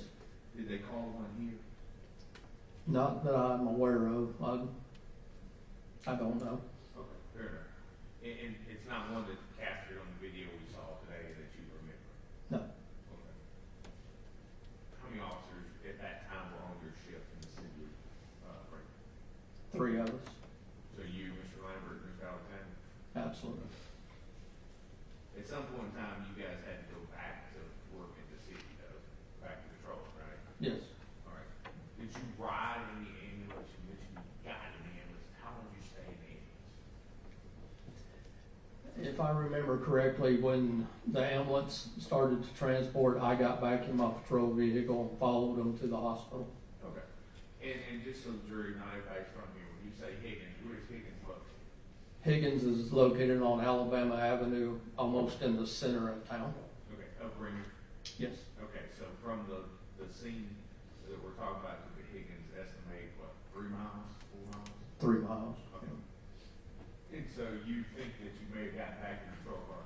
Did you follow the ambulance? Do you remember that car? I believe I did. I believe I followed the ambulance to the hospital. Okay. And you remember you brought Josh Lambert back to his car at some point in time because he had to get back to it somewhere? I don't recall. Okay. I Fair don't. enough. Fair enough. And we watched the body, we watched the dash camera and you assisting at the scene. Is it fair to say it was chaotic? There's a lot of people moving around, right? Yes. Okay. And not everybody's law enforcement, right? Correct. All right. I think we see on patches, we see Westwood ambulance patch. They were there. Yes. Okay. We see turnout jackets of Carroll County Fire. They were there. Yes. Okay. We also see what looks like maybe a Carroll County Sheriff deputy shows up as well. Yes. Okay. We see people in vests, reflective vests. Is that something that's standard issue for law enforcement? It is. So there was a lot of, through the course of the video, there was a lot going on. Is that fair? A lot of people there, yes. And I'm going to ask about your video, and I know from how far from the Nissan, the Rorston, how far were your car approximately? Estimate? 60 feet maybe. Okay. 20 yards or so, give or take. Yeah, somewhere around there. And we see in the early part of that video, you can feel free to watch it again. We see in that video that your dash camera is facing what would be the right side of that sedan. Is that fair? That's correct. And in that video, we see the wheel, the right wheel moving. Is that Yeah. fair? Yes. Okay. Can you tell, or have you looked to see, was that in a forward direction, backward direction? Do you know which way the wheel was spinning? I do not. Okay. Is it fair to say it was spinning at a rapid rate? Yes. Okay. And your knowledge of automobiles, you've worked in many crashes, and I'm assuming you drive a car outside of work, right? Yes. Okay. And you own a few cars, I would imagine. Yes. Okay. To make the wheel spin, you have to have your foot on the gas. Is that correct? Yes. Okay.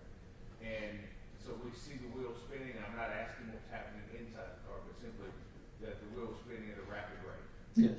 Okay. And would that indicate to you that the accelerator was actually engaged to a certain degree, but not fully engaged? Yeah, it appeared that way. Okay. Could you hear it from when you Oh, got yes. it? Okay.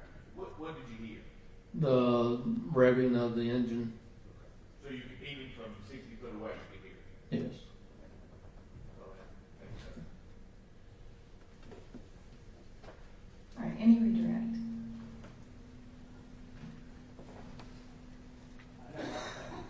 All right, any objection to this witness being excused? From the statement. Nothing to finish on. Thank you so much. You may be excused. You can stay in the courtroom if you would like now. Thank you. Thank you. Have a good day.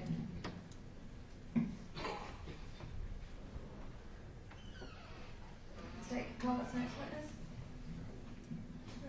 Call Dustin Jackson.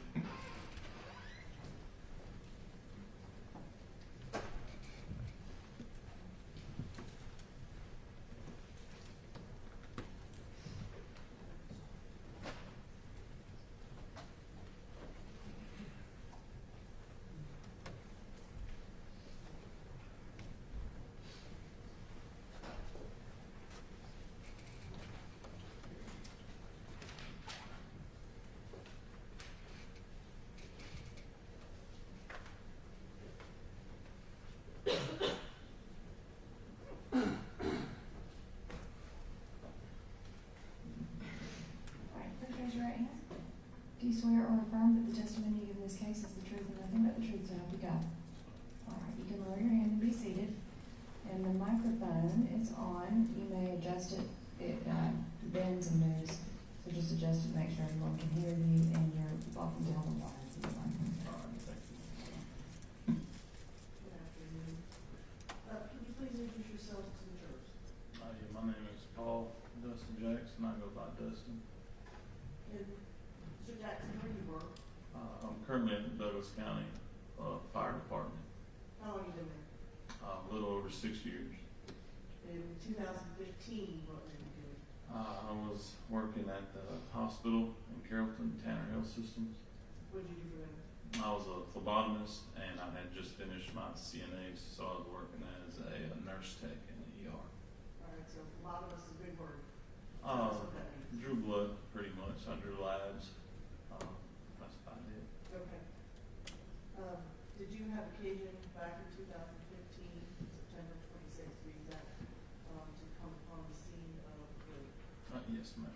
All right, so where were you coming from? I was actually coming from work, from the hospital. And you were going home, I assume? Yes, ma'am. Okay. And so, what did you see? So when I was approaching the scene, all I seen were blue lights. Didn't think much of it until I seen a person lying in the middle of the road. I figured I might could stop since there wasn't any medical personnel on the scene at that time, and maybe help out in any way that I could. And did you do that? I did. I got out. An officer approached me. I told him, that I was a nursing student at the time. If there was any way I could help, let me know. He then gave me a flashlight. Of course, it was dark out. So he walked me up to the car that was in the accident. And as I approached it, the first thing I seen was a young lady in the back seat. Now, where is this car located? So, coming northbound, it was off of the right, kind of just up and embanking it. Okay. All right, so tell me about the lady in the back seat. So first thing I noticed was just the way she was positioned. Didn't look real good. So first thing I did was reach in and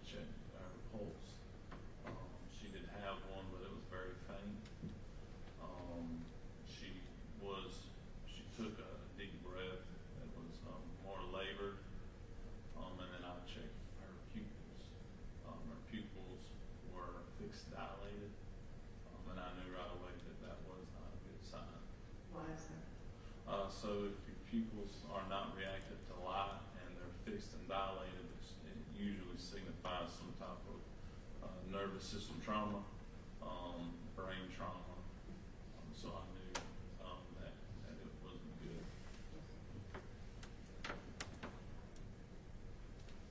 Was there anybody else in the vehicle when you were? Yeah, so once, I believe I told the officer, you know, that young lady in the back seat, it looked bad. I then moved to the front passenger seat where there was a young man, in it, a little hysterical.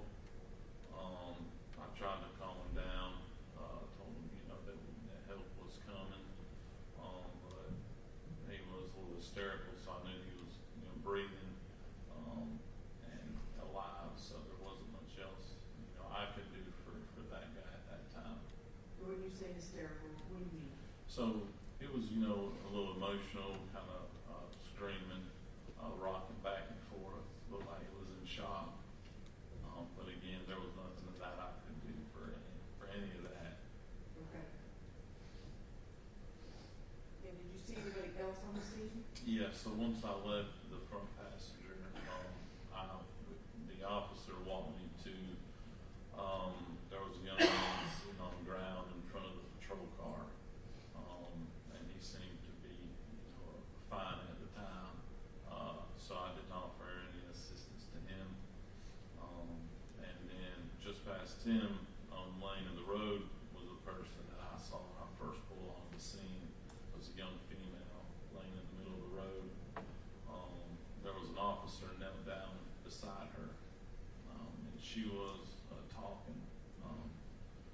So I knew at that time there was nothing that I could do for her. She was breathing. Obviously, she had a pulse.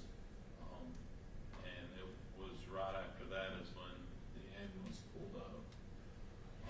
I gave a report to the ambulance crew member. Told her the young lady in the back seat was probably past help. There was, you know, two people that were alive and doing okay, but the young lady in the road was probably the worst off of the four that needed to be treated first. Okay, so you ran down from the worst to best as far as who needed help first? Yes, ma'am. Who needed help right then and there. Okay, and so when you say the young man sitting in front of the patrol car seemed fine, did you actually speak to him? No, I did not. He was looking around, so I knew right away that he was breathing. Conscious. Yeah, he was conscious, yes.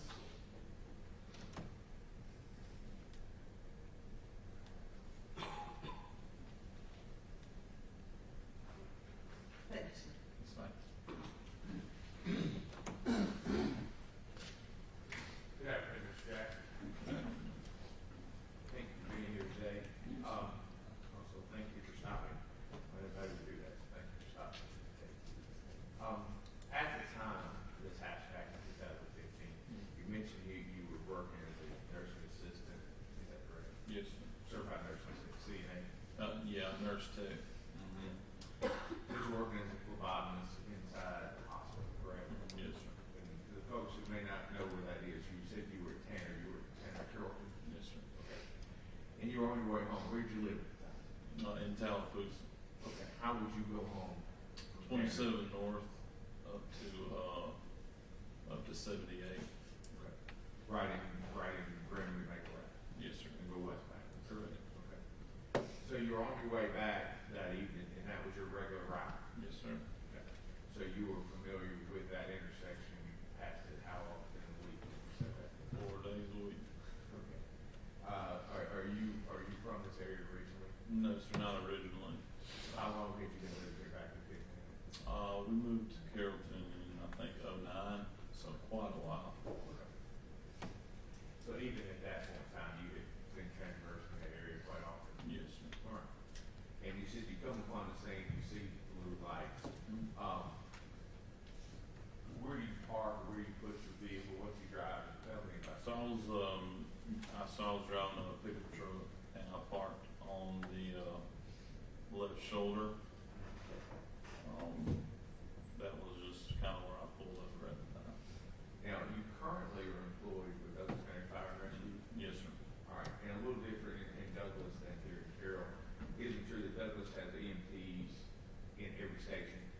Yes, sir, those, we are all, EMTs and firefighters. And so EMT is, an ambulance response is under the same umbrella as fire, correct? Correct. So you guys would come out of the same house? Yeah, 9 times out of 10, a fire engine is dispatched with an ambulance. Okay. Which house do we work now, which station? I'm at, Station 5 on Chapel Hill. Okay. And so, again, when an ambulance gets called out, or when a fire truck gets called out, ambulance gets called out, so does the ambulance, is that fair? Yes, sir. Most times. How many, I know it's probably hard to estimate now, how many automobile collisions have you been involved with as far as AT&T? Not this one. Hundreds. The last 6 years, I would say hundreds and hundreds and hundreds. Okay. Now, I want to ask you about, just a little bit about kind of what a role of an EMT might be. Are you familiar with the term trip sheet, what trip sheet means? No, sir. What do you guys call your reports? I like to rip and run. Yes. Okay, I got you. Tell the jury what that is. Basically, it's just some information that 911 dispatch gives you so that you can kind of figure out what you're getting into before you actually get on scene. And you also mentioned that you, I think your words were you gave a report to the EMTs that showed up at the scene. Mm-hmm. So you were passing on information. Correct. And you were doing your very best to pass on what you knew and when you knew it. Is that fair? Right, based on the little information, yeah. And after after you transport someone, and let me ask, now with Douglas County, are you driving, you're in the back, or you do both, what do you do? Currently, I'm a sergeant, so I'm the driver of the engine. Okay. And when you were acting as an ambulance or an EMT, were you in the ambulance, were you in the back, were you in the front? Yeah, I was driving. Okay. Well, sometimes both. Okay, fair enough. When you finished, did you guys complete any sort of trip sheet or paperwork to memorialize what you did on that trip? Patient care report, yes, sir. Okay. And is that done soon thereafter? Usually, yes. Depending on how busy county is at that time, you could catch a call right away. Okay. So it's easy to get a little backed up in your reports.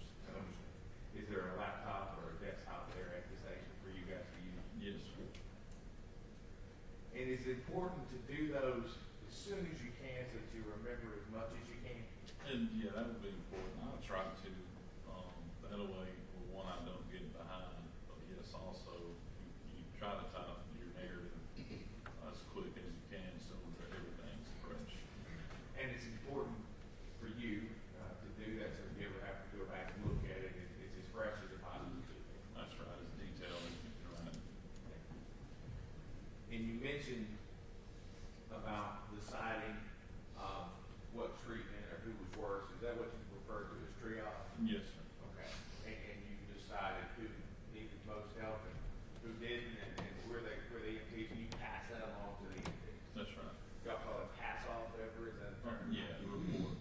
Give a report, a passing report. And that's important to help the next person line be up to date or up to speed. That's right. After we've seen a video with you in it, how long do you think you were there at the scene? I would say maybe 5 to 8 minutes. It didn't feel very long. But you know, when you're in the moment, it could have been a lot longer. I'm not sure. Fair. And then you got in the truck and drove home? That's right. Okay. Did you ever come back to the scene for your reason to come back that night? Oh, no. You had to pass through there, I guess, the next day. I did. I passed there the next morning, and I believe the vehicle was still out there. And if you remember, what was your shift after the hospital? I worked 10 to 11. 10 in the morning, 11 at night? That's right. And so you would have been in this area after your 11 o'clock shift in the hospital in Carroll? That's right. And for folks who may not know, the hospital is very, very close to Highway 27 in Carroll, the town hospital, is it not? Right. Yeah. Maybe a half a block away? Yeah, about a block away. Thank you, that's all I have. All right. Anything further? No, All right, thank you. Any objection from either party for Mr. Jackson to be excused? no. There you are. All right, Mr. Jackson, you have the excused. You're welcome to stay in court and ask any questions.